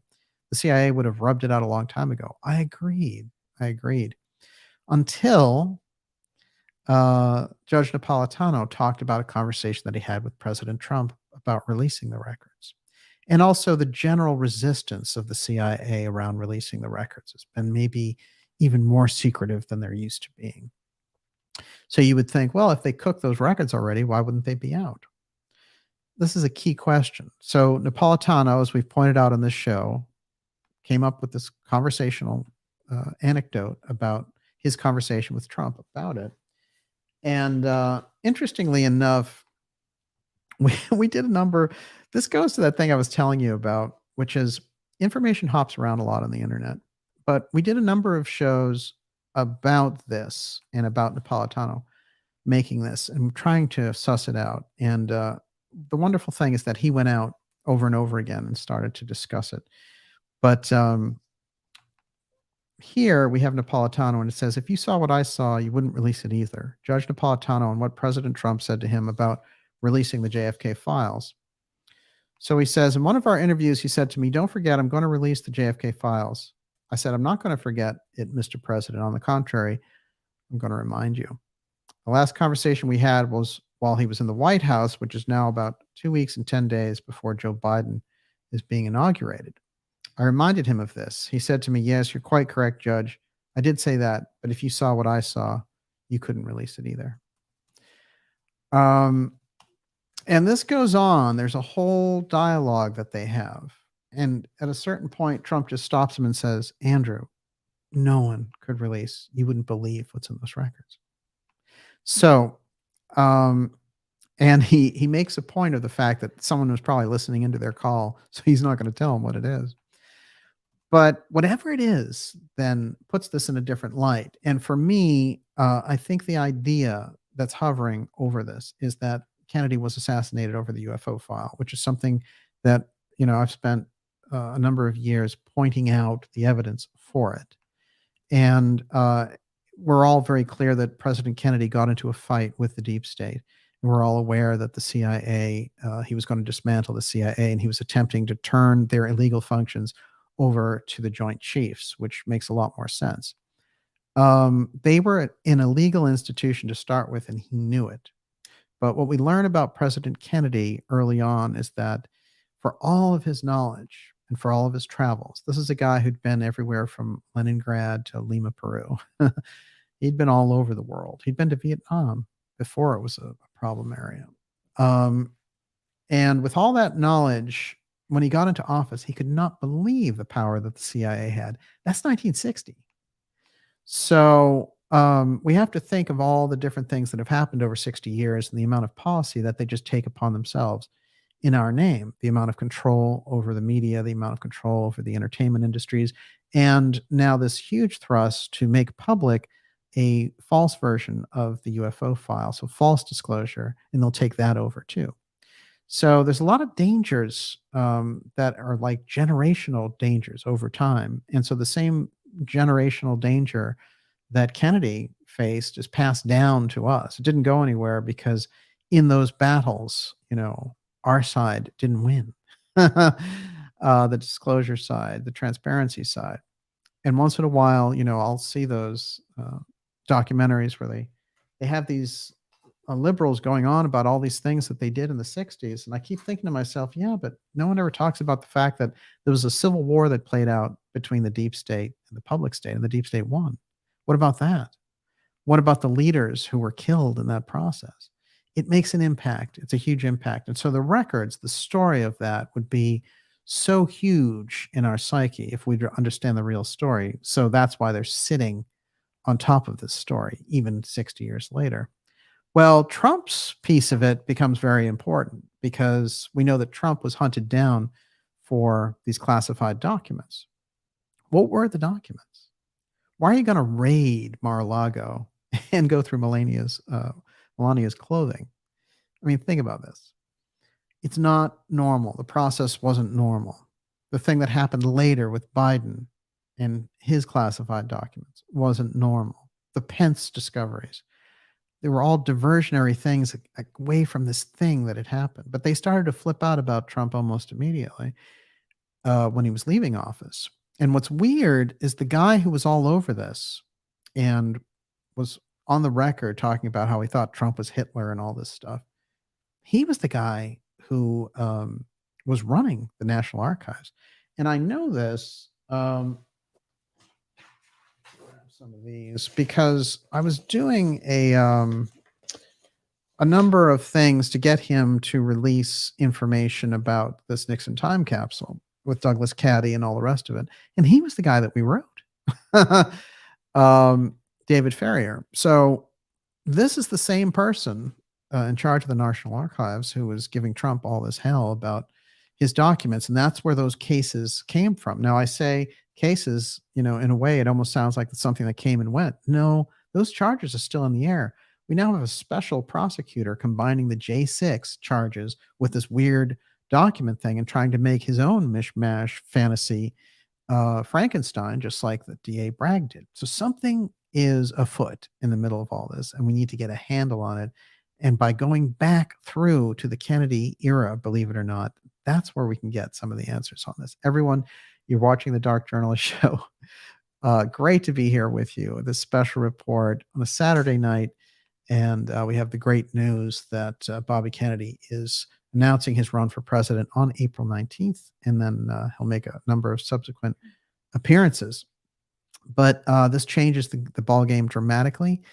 And so we're going to get into that. We'll take some of your questions and then we'll wrap all this up in about 20 minutes. But I have this Kennedy section, and then Miss Olivia, how are you doing? Doing great. So Alan Fishbeck wants to know, how would you explain the alien ET involvement in the assassination of a president? Obviously, this is a viewer who doesn't know the alien presence story. Yeah, I've got a picture of Doug Caddy here somewhere. Look, on its face, there's a few fundamental details. One, 10 days before he was assassinated, President Kennedy asked the CIA director for all the files dealing with the high threat cases of the UFO file. That's a memo that came out through a FOIA request all the way back in 2010. Now, subsequently, there have been rumors that President Kennedy had been briefed on the subject and had a deep interest. He evinced this deep interest in the UFO file. That goes back to his relationship with Forrestal, because they were both Catholic and they were best friends. And Forrestal took him to post-war Berlin when he was a journalist. After all, he wasn't even a political figure. And he wrote very interestingly about how, everyone there didn't think Hitler was dead at all. So he had a lot of interesting things he was writing about. But one thing that's important to remember about Kennedy is that early connection and early knowledge about the UFO file. It's unmistakable if you follow it correctly. So when he gets into office, then he gets the talk from Eisenhower. This is what you're dealing with. They've run away with the UFO file. I don't know how to get it back under presidential control. And so by the time, he is in his third year of office, he's devised all these different means for getting this back under his control. By the time he writes the memo November 12th, then this comes up. Now, in conjunction with it, and these are records you can find at the JFK Library, is the request for cooperation with the Russians in outer space affairs. That is also November 12th. And that's a very important memo because it connects the two. Then there's the whole testimony of Sergei, Khrushchev's son, who said, well, actually, they were working behind the scenes for a joint moon mission. We find evidence for this, that there was not going to be a space race and that they were going to go to the moon together and all the rest. This was the intolerable piece. And it's why when you get into the investigation of President Kennedy's assassination, you find yourself face to face over and over again with NASA and the UFO file, which any good investigator, like Jim Garrison found himself facing that over and over again. And he was like, where's this coming from? Why is Oswald saying he's working for NASA? Why is Oswald working for Guy Bannister, who started the X Files for UFOs for the FBI? I mean, there's UFO trails all over the assassination. Why? So, you're going to find people who are Oswald impersonators in later years. They did that stuff in the 60s for the CIA. In later years, you find them trying to use the whole UFO piece and, alternative energy and UFOs. Like, they show up in the strangest ways, but there's this thing operating behind the scenes, and it's very difficult for us to get a handle on. But when you go back and understand this, commentary by the Watergate lawyer, which is a high-ranking historical figure to say this, and he said it on my program. But he said, his friend and it's confirmed best friend was E. Howard Hunt, who was the CIA super spy who got caught in the Watergate burglary and sent to prison. But before that, he had a remarkable CIA career. So in private, to his friend, not a CIA propaganda point, but in private, he said to him, Caddy said, well, tell me before you go to prison, why was Kennedy assassinated? And E. Howard Hunt said, John Kennedy was killed because he was going to share our most vital secret with the Soviet Union. And so Caddy was shocked by that. He said, well, what was the secret? And Hunt told him it was the UFO file, it's the alien presence. So this is sitting there. It's hanging out there. It's a historical figure, the Watergate lawyer, the first lawyer for the Watergate 7, Douglas Caddy. And, he's in, what is the movie about the presidents again? The two reporters, All the President's Men. And his character's in it. Douglas Caddy is actually the lawyer that they walk up to and they say, who are you? So, Caddy's a historical figure, and he's gone on the record with this. The UFO community at that time, instead of seizing on this, really trying to understand the impact of the idea that Kennedy was assassinated by the CIA over the UFO file and having a historical figure to work with, they went and they ran overboard and were like, hey, all these CIA people want to give us disclosure. So that's how the field got destroyed. And you had participants in that destruction who were UFO researchers. And some of the people who were good before became very bad as soon as the TTSA came on the scene. Suddenly all their, kind of smarts and credentials went out the window. I don't know what happened to them, but I dealt with them and that. And my own impression was this group came on strong and said, you'll be in on it. You'll be in on the secret. You'll be a fly on the wall with the whole thing. And that these people who were, doing UFO research threw their ethics out the window, because the same ethics that brought them into the field was, the government's hiding this UFO thing. And I need to, basically, I need to expose it and get that government to let that information out, were the same ones who took the CIA's word that they were going to get disclosure from them. By the way, it's 5 years later, and the only thing they got was, Lou Elizondo and Gary Nolan and all this CIA counter intel junk, which all those stories were junk. So they didn't get it, and now they just kind of want to roll along and pretend that it never happened. But still promoting this idea that somehow the CIA is going to give you these answers. And the weird thing that we find in the middle of our research is that the Central Intelligence Agency, as in its apparatus of the deep state, is the biggest block to any of this knowledge. That's the thing that needs to be understood. So another thing on Kennedy, everyone, you're watching the Dark Journalist Special Report. Great to be with you here on this kind of flash forward on the 2024 presidential election with President Trump all but assured on the Republican side, even in the middle of all these insane prosecutions, and very unusual for them to step out the way that they are. Obviously, Trump represents a mighty threat to them, regardless of the reason. And then the exciting announcement of RFK Jr. coming into this race and with all his knowledge of political malfeasance and the corruption of the pharmaceutical thing, and his wonderful book, which The Real Anthony Fauci, which gives us a real background on this ultra deep state pharmaceutical character. Okay. A couple of things here on President Kennedy, then we'll take some questions, then we're out. Okay. How's that, Crappy? How you doing out there? Great. I would love to throw you this question. Najat Madri, who do you think has a deeper understanding of the UFO file, Trump or RFK Jr.? And who does the deep state,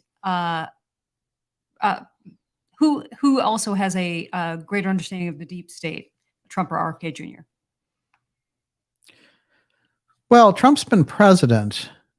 So I think that it gives him a great deal of understanding about these things. And I think through his uncle, it's not about who has more knowledge, really. It's more about they have different angles on it. And, I don't think someone like Bobby Kennedy, he is moving forward with this idea of transparency in government, and UFOs would be one of the things. It's going to come up. The disclosure aspect, you're either going to get false disclosure or the real thing. And, the only way the real thing is going to happen is through us, right? But the false disclosure thing, you're going to get one or the other. So I would root for the real thing. And I would say that they both have levels of knowledge that are striking, because Kennedy's knowledge of the CIA and the deep state through his family is dramatic. Trump living through it and having the knowledge about the exotic technology going in, they both are on a level where the deep state would see them as a dramatic threat. So in terms of their threat level to the deep state, they both are a 10. Let's go back to another 10 who did a lot of good things for this world, and that was Senator Kennedy. And Senator Kennedy became President Kennedy by winning that New Hampshire primary and going on to win the nomination and then to beat Richard Nixon in one of the tightest elections ever held in America. Kennedy's message was about freedom and was about, lifting people up and not leaving people behind and things of this nature. And also that we shouldn't force on the world the Pax Americana of American weapons of war. This was anathema to the deep state, and I think they tolerated him about as long as they could. But the UFO file, I think, was the ultimate piece, because once he got himself involved with that, he knew a great deal about it. But once he was directing policy, saying we need to, share this information with the Russians, and they were like, "Oh, is this guy going to be a disclosure president? Is that what we're looking at here? And this is our ultimate secret. He wants to share it with them." The same group that was working on the technology is the group we brought over from Germany, the Paperclip group, and their ultimate arch enemy was the Russians. So, the Russians had just lost 25 million people, citizens, fighting them. And so there was this feeling inside that NASA group, which is actually if you find out it's called DISC, the Defense and Industrial Security Command, something we brought forward on this program before, that group, which had the advanced technology, the X-Protect group, the one thing they didn't want to hear is we're going to share this with the Russians and go to the moon with them. So when Kennedy meets with Khrushchev and he says, "Why, I don't want anyone here except the interpreter," then that's one of those big flip outs that happens in the State Department and CIA. And they're like, we have to keep our eyes on him. This would happen later when our friend Reagan wanted to do the same thing with Gorbachev. And in fact, when he gets him alone, he turns around in Reykjavik and says to him, if there's an alien invasion, will you fight with us? On our side, we'll fight this thing together. And Gorbachev lets the secret out in 2014, but it's remarkable and it's historic and it's on the record. It's, it's filmed. There were tons of witnesses. It's not just somebody's theory. And I've played the clip on many a documentary, but one of the things that tells us is by the next time that happens with Trump and Putin, then you're also in an unusual situation. And he also says, "Oh, I don't want any interpreter." And so everyone in the media freaks out. They're like, "Oh, he's colluding with Putin or whatever." It's that those intelligence agencies don't want those two leaders together to talk about the UFO file. This is the problem because that's the thing that they're controlling in the background. And it is huge. It is every bit as big. It's probably bigger than how I'm describing it. In fact, it's such a controlling aspect of everything that's happening going forward because it represents a knowledge that departs from the public's knowledge on such a level and such an advantage technologically and otherwise that, you're talking about this is where the real internecine battles are taking place. And we have Trump back there in the middle of all this. And, I mentioned earlier, he had the relationship with the Kennedys.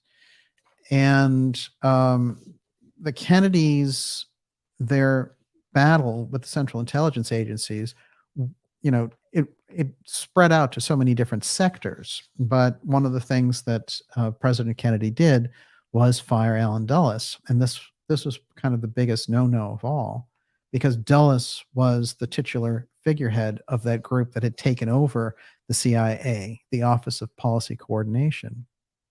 So the OPC was the group that wanted to overthrow governments and run the drug trade and all this kind of stuff. The regular CIA, as much as that was an illegal entity too, was different. It was more pencil pusher kind of thing, and it was a circulating of intelligence. Once those two things merged, forget it. So these guys were on their own. They were working with business interests, and they were just telling the presidents what they wanted to hear. So when it comes to the UFO file, you're talking about a whole different track of technology, and that represents too much of a threat for us to share with the country. And so in the background, unbeknownst to anybody, we come up with this whole thing about magic bullets and Oswald and all of this. It's a terrible tragedy for the country. Looking back on it, it looks like a comic book, the way that they described it. And so the official story is complete junk. But why? Why did they kill these leaders? Why did they kill Robert Kennedy? And why did they kill John Kennedy?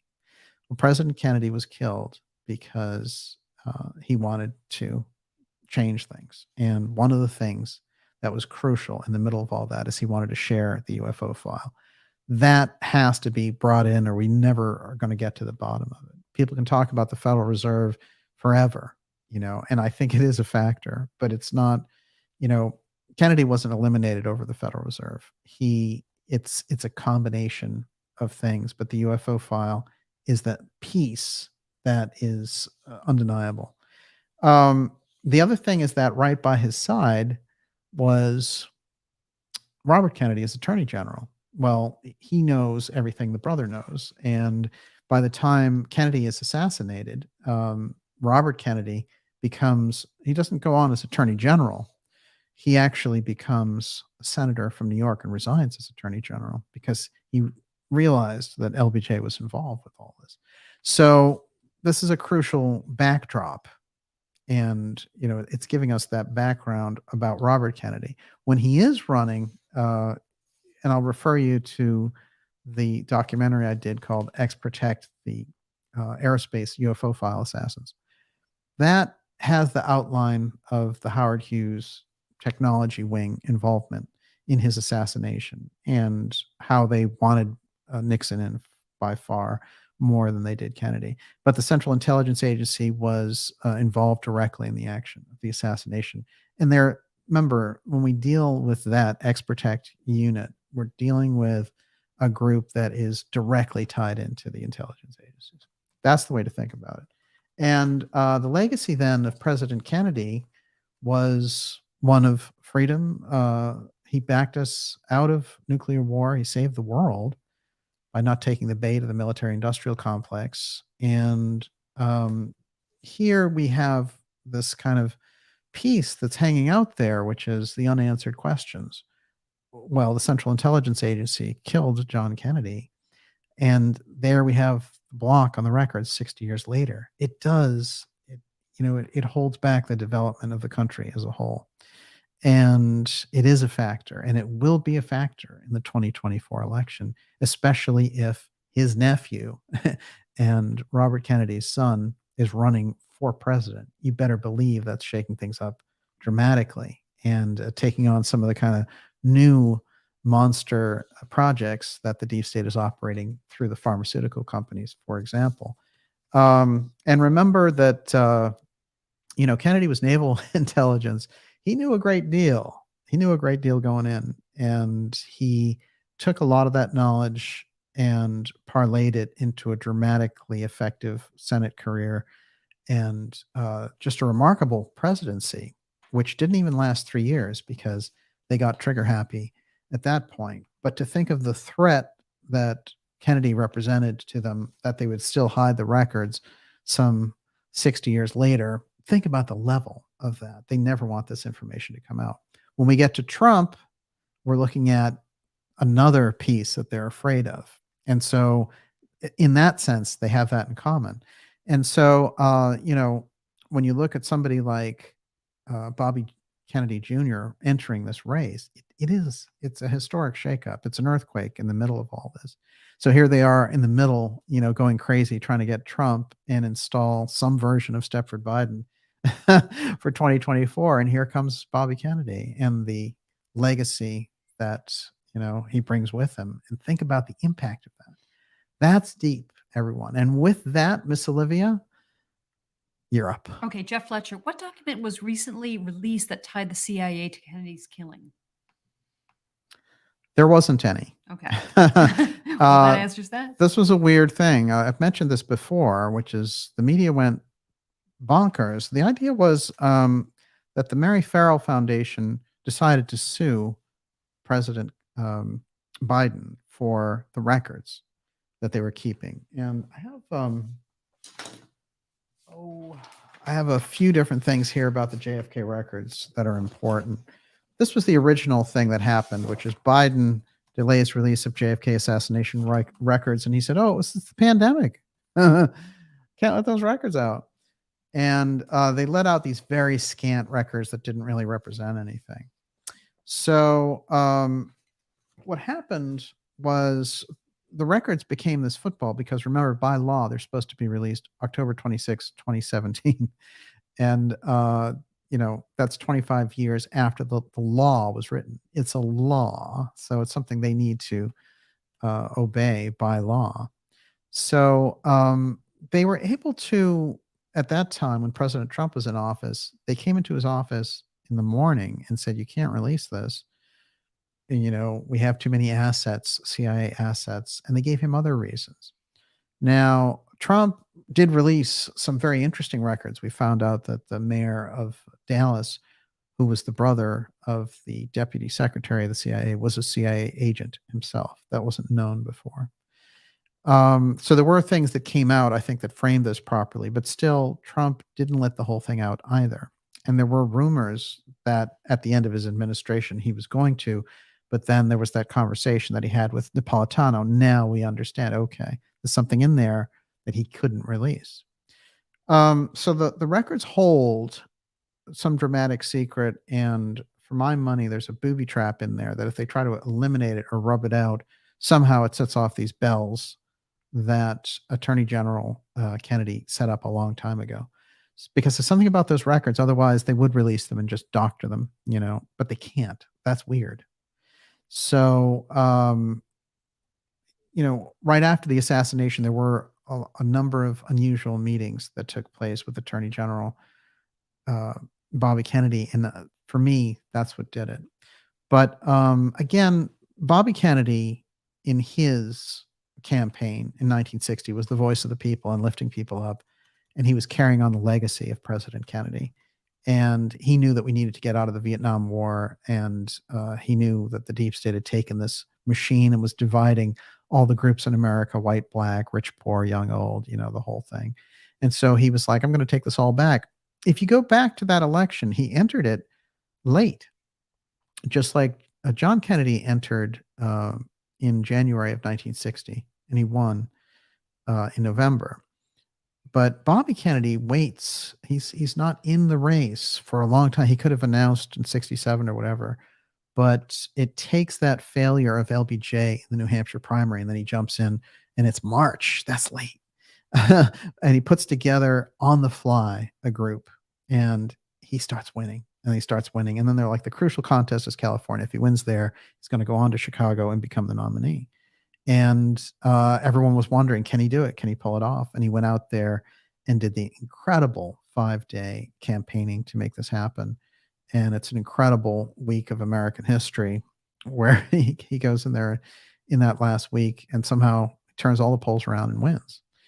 And so he was on his way to winning. And the thing was, the deep state was going to face off against him and the legacy of their murder of John Kennedy. So there's a lot of things operative in that 68 election. LBJ stepping down, before all this happens, the assassination of MLK, who was helping Bobby, and then 2 months later, Bobby's assassination. It's an incredible turn. And then to end up through all that with the presidency of Richard Nixon is pretty incredible. But now we see ourselves kind of standing on the shoulders of that earlier election as we go into 2024. No question. Yes. Frank, when was the last time a candidate took the nomination from a standing president in the same party? What are the real odds Kennedy can do this? Well, I think that the major challenge that took place in Jimmy Carter facing off against Ted Kennedy was pretty major. He came very close to doing it. If you go back to Teddy Roosevelt and you have him running this Bull Moose independent party against Wilson and Taft, he almost does it. As an independent, Ross Perot almost does it. So there's a lot of almost, but inside the same party, you don't see it. And the odds of him doing it, well, you have an incredibly weak candidate in Biden, probably one of the worst ever, I would say. There's an incredible challenge that Reagan gives to Ford in 1976, and everybody wants Reagan. But Ford uses the institutional powers of the presidency to barely hang on. And that's good because 1980 was a much better turn of time for Reagan. His conservative style policies, that was the era for that, after all the liberal spending and, weakness around the world and Iranian hostages and all that kind of stuff. So these timing things kind of have a tendency to work themselves out. But I would say, yeah, it's a long shot for it to happen. However, Biden's candidacy, the presidency is illegitimate to start with. So that's for starters. Second, he's an 81-year-old man who can't form a sentence. And everyone on the world stage knows that. Why should we lie to ourselves? He's mentally incapacitated. There's a committee running him. That's different. Interrupting the Trump 2-term thing with this weird Biden presidency was a weird move anyway. So it seems to me everything's up in the air now. If they could do that, and they could also run Biden without him campaigning. Remember that? He was hanging out in his basement like, hey. And they kept him away from any reporters and all that. And then they rolled him out with these drugs for the debates, but they had to have Chris Wallace as the debate person helping him.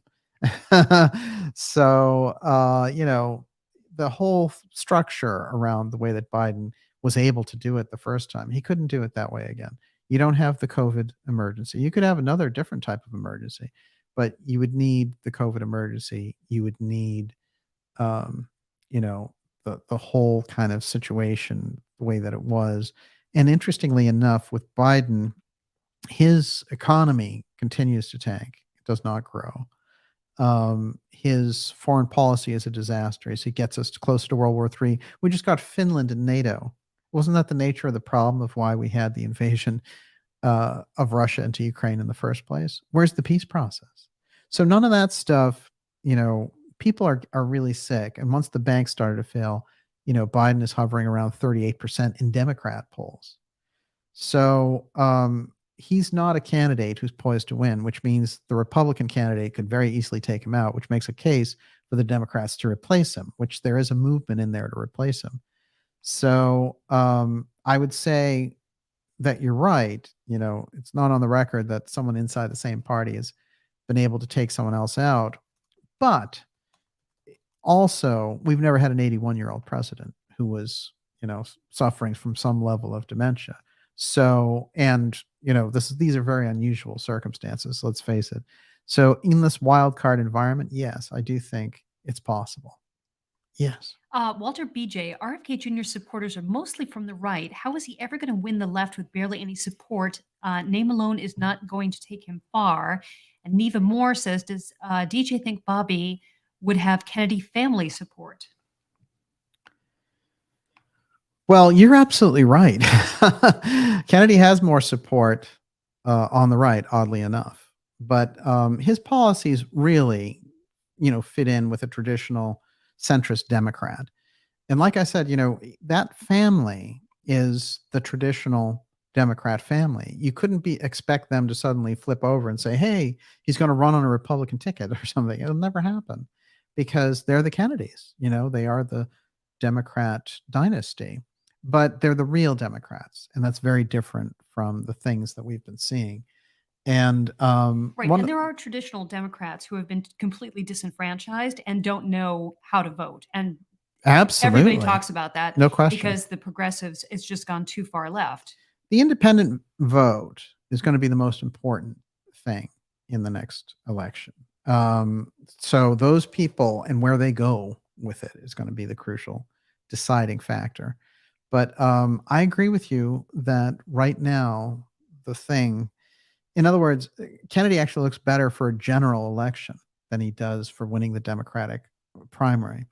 But there's a lot of weakness in that Democratic primary. And if he can win with the New Hampshire strategy of showing people that he's winning and then them kind of remembering and coming back on board with the important policies, he's going to have to do it. He's going to have to convince people that this can happen. And he's going to have the support of the people. I can tell you this, though. We need somebody with that level of courage and integrity in office. So it would be very worthwhile to work overtime to see to it that it happens. I've got to ask you this question. Yes. Adelax, DJ, why don't you think the 2024 election won't be rigged? Yeah, well, look, I think that it was very easy for a lot of chicanery to enter into the process last time. I think that there's a whole thing about elections and, how they are changed, stolen, and all the rest. And it's been going on for a long time. Bush Gore is like that too. When you go back to the FDR elections and stuff, there's been things going on in relation to elections for a long time. It's just that in 2020, it was so excessive because, one of the things you must consider is if what Biden did in 2020 was for real, then everybody just wouldn't campaign because he didn't campaign. And Trump, went out and did the traditional campaigning. He did stadiums, you had crowds. And as far as the eye could see, that's the way you traditionally win and run a campaign. So if that doesn't matter, then it would change the whole way that we did campaigns and everything else. So there's some kind of level of absurdity. The fact that they made COVID the wild card in all of it, I do think made the atmosphere crazy immediately. And there are so many different aspects, but they can't do the type of thing they did in 2020 again. There's a big risk to doing it again because a lot of things came out about that process and the companies and all the rest. So I don't think you'd be able to see that level of it in 2024. Therefore, um, if the numbers go against them, it'll be like 2016 again. They can cut it close, but they'll lose. So that danger is there. That's why they're freaking out to this level because they cannot, to fulfill their plans, have a 4 or 8 year interruption. Now, remember, Trump, if he gets in, can only get 4 more years because he's already had 4. And they have that statute, constitutional amendment that says you can only run 8 years. So that's important too. And who he has as a VP, I think, will be important. And I think that either candidate will probably have a woman on the ticket. Yes. Brad Briggs, does DJ believe that RFK Jr. has sufficient personal security to protect his life and the lives of his family? I have no idea, but I think they have a great history of it. And if anything, his sort of revolt against the pharmaceutical companies. You ever read some of those stories about people who've done that in the past? I mean, there's a huge security issue there. So I'm sure he's used to dealing with security a lot. Yeah, I mean, he'd have to get by on heavy security and a lot of wing and a prayer. So It's a very clumsy way to take out a candidate. I mean, especially nowadays, you don't have to. They have other means. yeah, I would say that's really true. The other thing is that when you go to make the decision about having this impact, making this kind of an effort to change things, then I think once you make the decision, then you're just moving towards accomplishing your goal.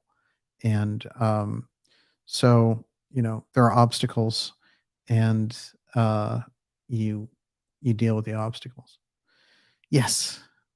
But wow, Okay, yeah, I mean, of yeah. course, it's a concern. Yeah. Janine, any speculation about a Joe and Hillary ticket? She would slide right in as Joe fades away. And Rehoboth Farm, what about Hillary Clinton and the JFK Jr. death connection? Could RFK Jr. have info about that? Oh, look, I don't know, but Bobby's a lawyer, so I think he understands a great deal about some of the things that were going on around that situation. And certainly he would have known if his cousin was going to run for Senate. So, my guess is that anyone who takes a real look at the JFK Jr. plane crash knows that there was something very strange about it. He was at least on their target level because of the things that he was doing with George Magazine, including looking into his dad's murder. So, whatever it was that happened, and for my money, that's too convenient. But if you look at people who've investigated the actual plane crash, there's a lot of very, very unusual things that took place there that just don't add up for the official story. So, as far as I can tell, JFK Jr.'s death is part of this pattern of removing Kennedys. And that pattern may go all the way back to Joe in, during World War II, taking that mission on and his plane exploding, the older brother of Jack. They've talked about the Kennedy curse and everything else, but I think what we're talking about really is a family that's targeted way back, even before the major moves into political office.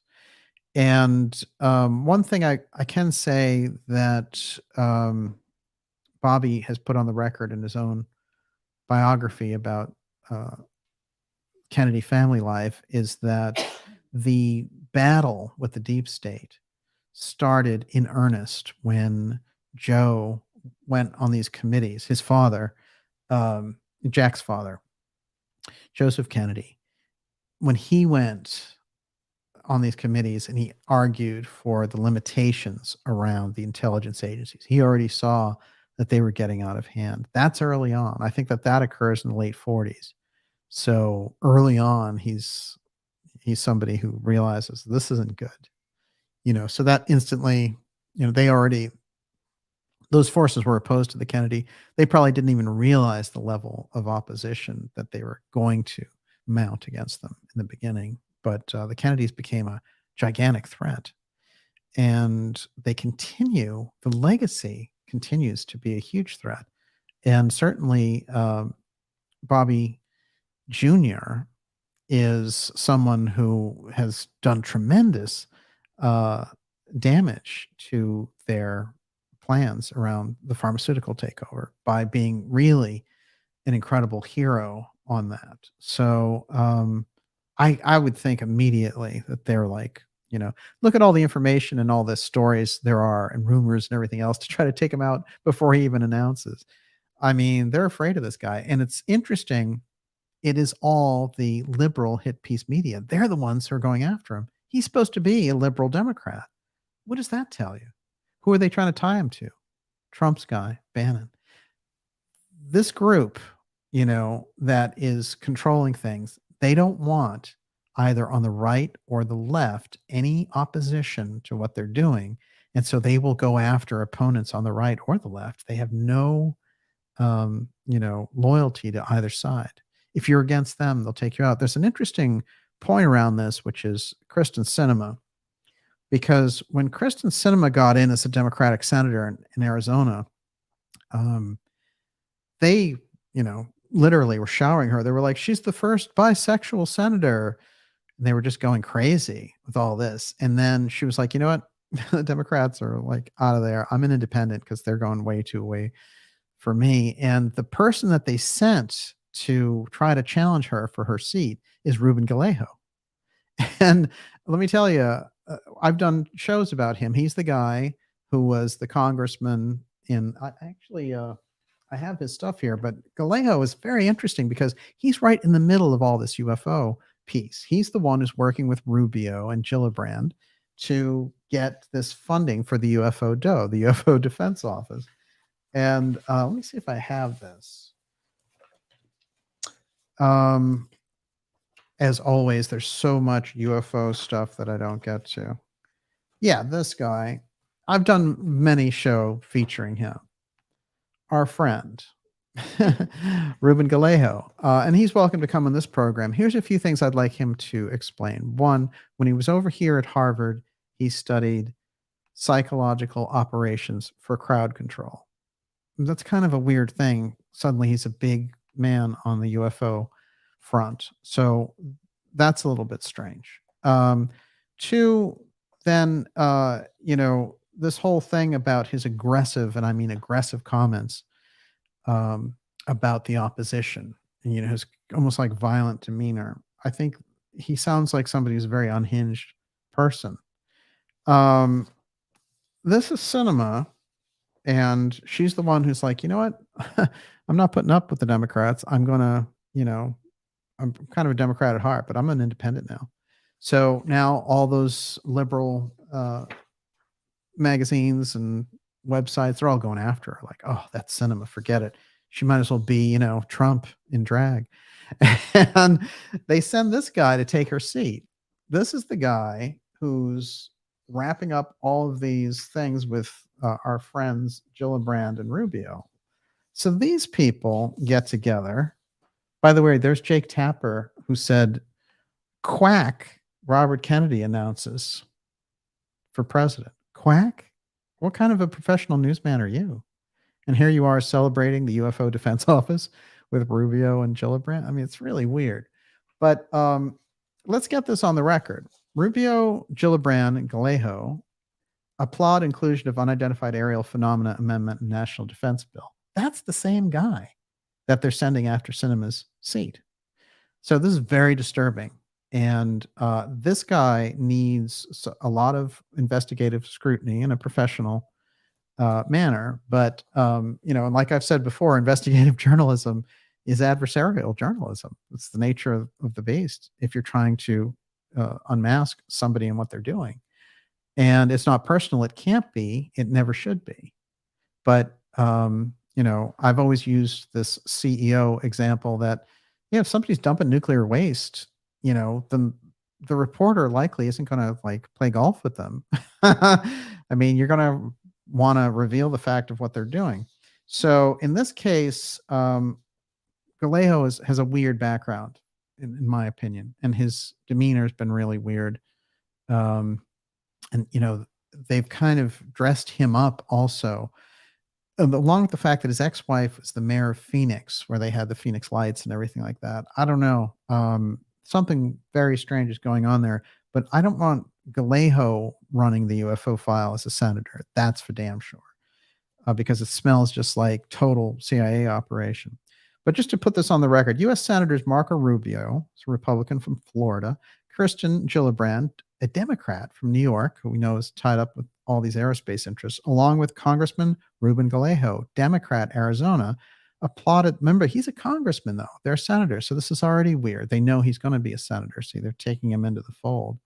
Why are they dealing with a senator on this? Why are they dealing with a congressman when they're senators?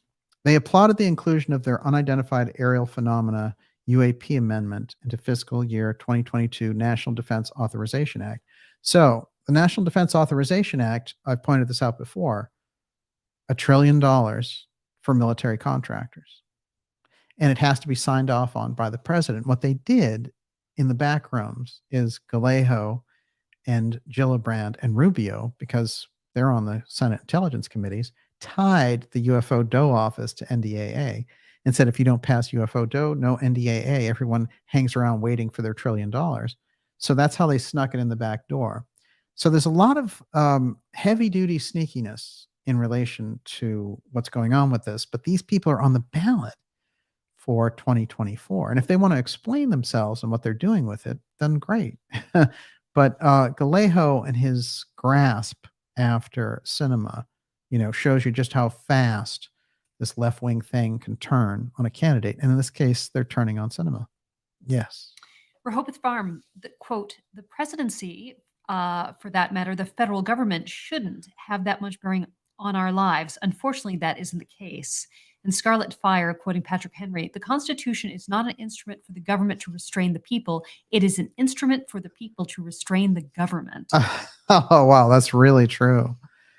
Well, think about it. The Constitution is kind of on the ballot in 2024. Who best represents the Constitution? Does somebody who wants to bring you the central banking digital currency and put you in a kind of a digital slave camp with your money, do they represent the Constitution? You're going to have to ask yourself that question when you get in there. Democrat, Republican, Independent, Green Party, whatever. Who represents the Constitution? The Constitution is the law of the land. Everyone from judges to policemen to politicians swear to it. They swear to uphold it. So they're sworn to it. And the Constitution says, hey, number one, free speech. Number two, right of assembly. These are all the things that they violated during the pandemic. And, it's the emergency powers that give them the ability to do that. Well, let me tell you, UFO threat's a pretty big emergency power, and it wouldn't be that hard to pull off, especially not now with the technology they have. That's what's really at the core of this thing with 2024. Look closely. That's really what we're looking at. Everyone, you're watching the Dark Journalist special report. Incredible to have so many of you here with us tonight. Just a fantastic show. We'll take a couple more questions and then leave you for your weekend. But it's been great sharing this time with you on Saturday night. I want to remind you to visit the darkjournalist.com website and sign up for our newsletter, which is a free newsletter, but it keeps us in touch through this incredible, just unbelievable off-the-charts censorship that we've been seeing. And especially if you're new, make sure that you have that, because if you don't, you might not get a lot of the announcements and things. We're going to have some very exciting announcements for you here over the next few weeks as well, and along with some incredible, and I do mean incredible, interviews coming up for you, and just great things all there planned for you. Yes, Miss Olivia. Dixie 504, thoughts on RFK's speech issue? Will it hurt his campaign? I don't think so. Look, right now we have stumbling Stepford Biden, who he doesn't even know where he is, right? He's like, it's great to be here in Greece. And he's in Ukraine. So he doesn't even know where he is. Kennedy is incredibly articulate and just incredibly smart. And I think he's addressed this about his own voice. But this is actually a vaccine-related injury. So it's interesting in that sense. It's a kind of a constant reminder of what he has had to go through. But also, I'd like to say that even though at first it takes some getting used to, it makes me listen closer to interesting. lean into I've it. noticed that he gives excellent speeches, and I think like everything, when you're dealing with a political campaign, there are all kinds of factors. But I guess my answer would be no. I don't think it will be any kind of a hindrance in the grand scheme of things. It's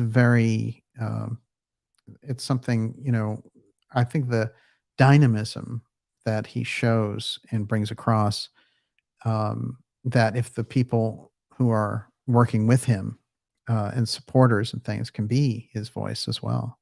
Yes. Jay McMurphy 321. We need a cyber prayer circle for RFK Jr. I think it's true. I think both RFK Jr. and Trump need our support. This is interesting because both of them, on different sides, both trying to remove the corrupt regime and may the best man win, but both of them are on the right side. And I do feel that there's something about Bobby Jr. coming in the way that he is, and after having really had this remarkable career as an environmental lawyer and kind of a defender of public freedom, that's kind of what's been missing is the real Democrats. It's, we've had the real Republicans have fought with the phony establishment Republicans, but the Democrats are just missing in action. They've been taking over, and there's too much influence of the Chinese Communist Party in the Democrat Party at this point. So, they've become a captured party, as have the establishment Republicans as well. So it goes both ways, but nonetheless, I think they're in the most insane shape of all, and there's no constituency for the Constitution. That's really big problem because America is based on the Constitution. Yes. You've left him out of this conversation. Aragami Sensei wants to know DeSantis. Well, I only mentioned him once to show that Trump was beating him by 26 points in the polls, but now he's beating him by 32. So DeSantis made a mistake. You see, Trump can't run for another term after this. He's got one term. It's one shot. He's amassed these massive followers, and his poll numbers are good enough to give him a really good shot at winning the presidency. So to step in on that and say, I'm 44 years old and I'm going to be president, with these dynamics going on. It's not like there's a void to fill and you need to be there because they don't have anybody, but you're inserting yourself. Then in the background, see, this is an interesting thing because I think that DeSantis has done extraordinary things in Florida, and I applaud him for that. But this is not the election 2024 for him. And I think that it's, if anything, he should figure out how he can support the Republican nominee, because the Bush machine that's trying to promote DeSantis is also a problem. And I would say DeSantis needs to know how to sever that group from his own aspirations. But, this is a guy in his 40s, plenty of time to run after Trump either wins big and has one big term and then he could be the follow-up, or, if Trump didn't make it, then he'd be like, hey, I was right. I'm the guy. So if anything, waiting is the perfect thing for DeSantis. And there's, I don't know, what is the time bomb going on in this guy's head? I mean, why, if you're doing the job and people are giving you thumbs up. I mean, it's the nature of politics. They all want to go higher and all the rest, but really think this one through. Trump has the following. That's his group. He has this incredible lead. The only thing that'll keep him out, and it probably wouldn't even, is if they literally, try to go through these cases and have him arrested. I've found through these points, though, that you can actually, and I've made the point that Lyndon LaRouche ran for president in 1992 from jail. So even that wouldn't necessarily stop him. So, I'm sure there's a lot of different things there, like the stigma of the whole thing. And, if DeSantis could keep himself out there as like, I'm here if you need me. But I think to take on Trump directly is a foolish mistake, especially since, this guy in his 40s is going to have decades of being able to run for president. Yes. Jay Vandervest, the deep state is far more powerful than it was 8 years ago. If you could not beat them then, how are you going to convince me you will, quote, next time? Well, it was an extraordinary upset in 2016. I remember those elections before that. You'd have the two guys get together and they'd be like, I'm going to lower those Medicaid premiums. Like, no, you're going to increase those Medicare premiums. And all these ridiculous conversations about nothing. And then when Trump came along, he changed the whole dynamic of the conversation. And he did shake things up. He wasn't perfect by a long shot, but he brought in some real America ideas, which hadn't been there really since Reagan. So I think that was very important. And Trump was able to somehow thwart that machine in 2016. Can you imagine having lived through a Clinton presidency? The corruption level was just too high. We can see through Stepford Biden's administration also what we're talking about. So yeah, there's a lot of things. Here's my kind of snapshot on it. There's all sorts of dynamics going on. You've got the Trump rebound in all of this. They have the incredible deep state hunt for Trump for 2024. You've got the UFO file, the real release, the actual thing is at our fingertips. That's important too. Then you have the phony CIA disclosure thing, which, by the way, they've failed with their weird versions of ginning up the Elizondo UFO threat op. That didn't work so well the way that they rolled it out. Probably he was a big part of the problem because he was a very unlikable character. So I think that they're going to reform that threat piece. And, like Tom DeLonge, they had to get rid of the Bobo and all that stuff. So they got that recycled out, but the CIA is still hovering around the whole thing. And, whenever you see like Joe Rogan, he's going to have a UFO debate, and they're like, hey, Eric Weinstein, Eric Weinstein, he's a physicist, but he doesn't know anything about UFOs.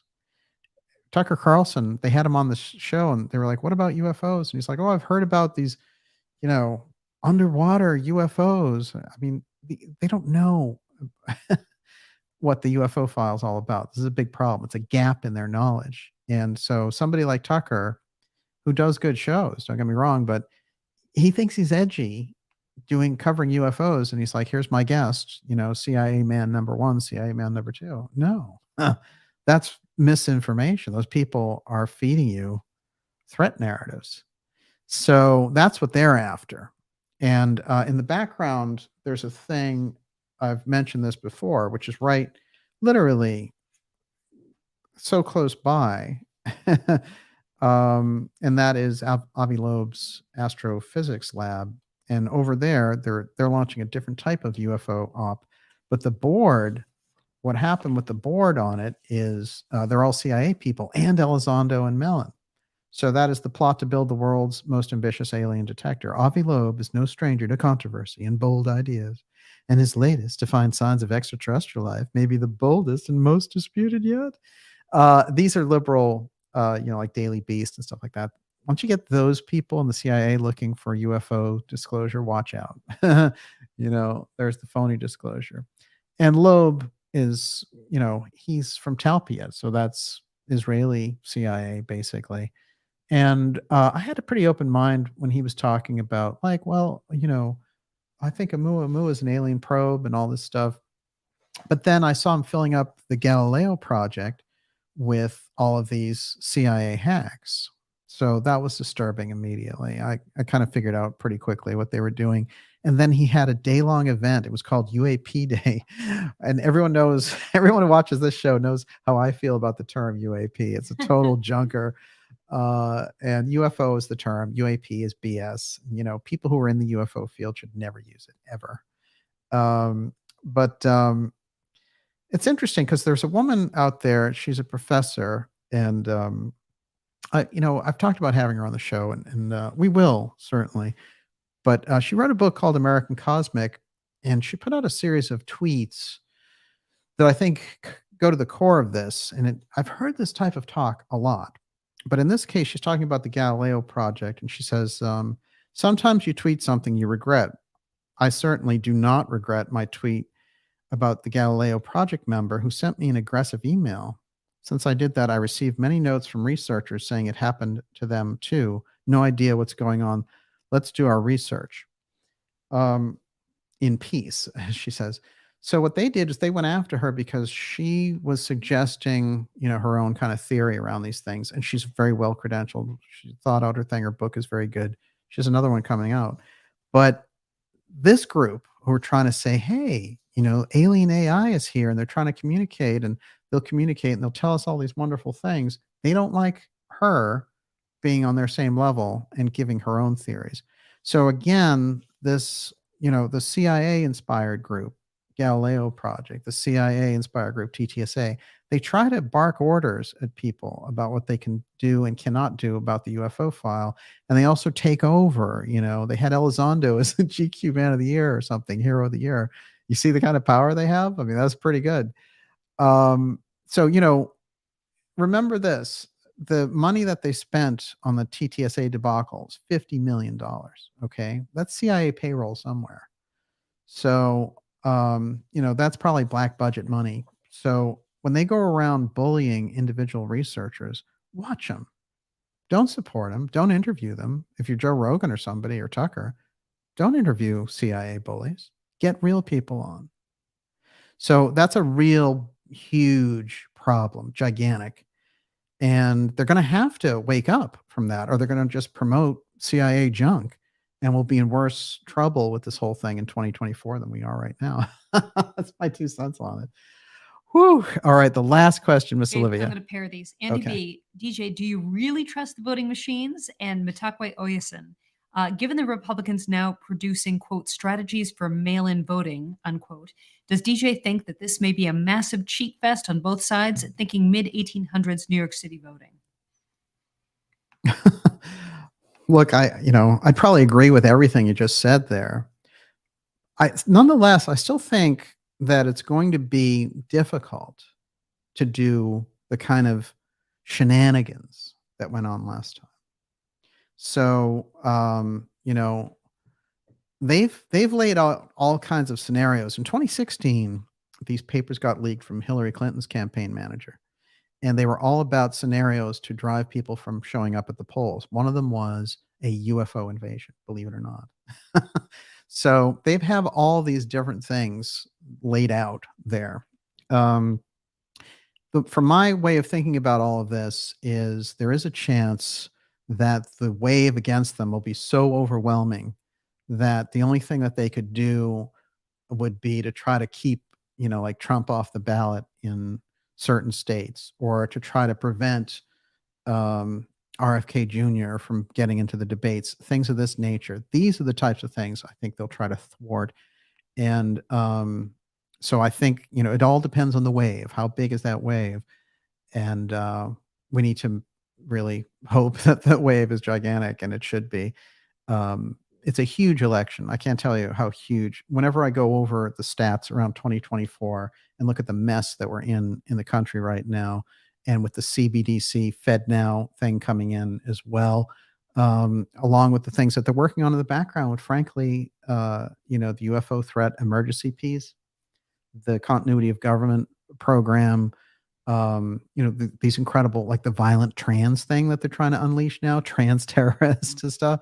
I mean, they'll do anything. They'll do anything. Remember the whole BLM thing? And then all the leaders went off and bought houses in LA or whatever. I mean, they'll do anything to create and sow chaos so that they can come in and say, we're the ones who are, calming things down by breaking heads.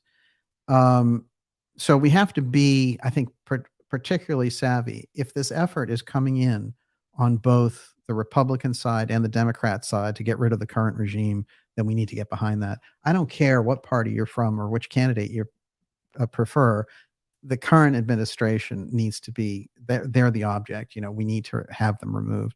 And what's very important is to have people with integrity on the inside, taking over that very important position. And the presidential election does matter. And anyone who tells you that doesn't is wrong. They're totally wrong. Yes. Lawn Demon, can you please ask DJ who is at the top of the deep state pyramid? It's Armand.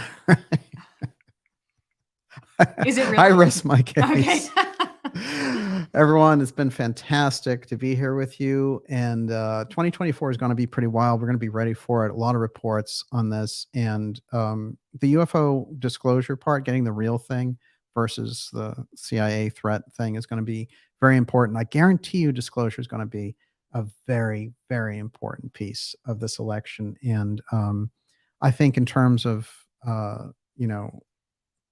our families' lives and for everyone that we know, it's going to be just the most important thing. So let's make sure that we're all on board with it. However, people decide to handle it. Let's make sure that we have all the facts out there and do our very best to push back against the corrupt media and the corrupt regime in charge. We will be back with you next week. But before we go, Miss Olivia. Okay, I have a bunch of super chatters to thank. Don Neway, Brian Storm, Gillenjoy R, Terry Doherty, Jonathan Kiner, Just a Girl, Ivan Langley, Barry 7676, Jay Vandervest, Eurythmia's Fun, W.C. Ray, Dorian Hewitt, Erica Swenson Elliott, Steve Vaughn, Egyptian Princess, Global Atlantis, Jimmy Lyle Kennemer, Daniel Robinson, John Folden, Guy Crittenden, Robert Mearns, Pam, Robert Scott, and Gummy Bears, Desk Hat Brock, Alex Jones Heidel, MJ McCarthy, Ghost Malone, The Unboiled Frog, the Philip K. Dick Film Festival, Freya Anderson, Anthony, The Buddhas of Boston Sports, Liliana Butu, Mad Max, Joshua Aaron Oler, Harvardian, Jennifer Walters, Melody Lenz, Nancy Carter, and Susan Blackstone. Thank you so much for your generous super chats. That's incredible. We really appreciate all your support.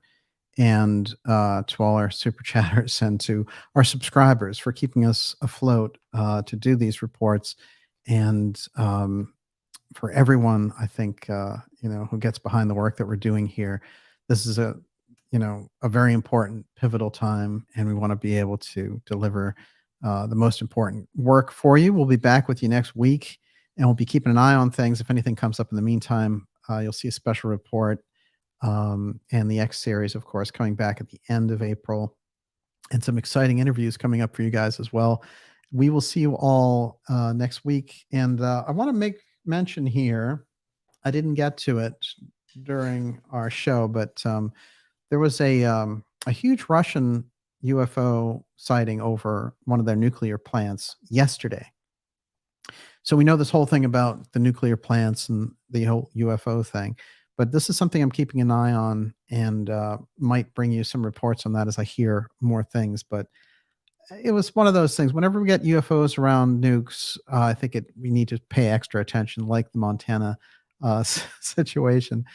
And I'll do some shout outs here. Let's see. Where does DJ hide his Easter eggs? Isn't that interesting? Tomorrow is Easter, and I hope everyone has a fantastic Easter. Let's see. Whew. Karen Creekmore, Don Neway, you're a good man.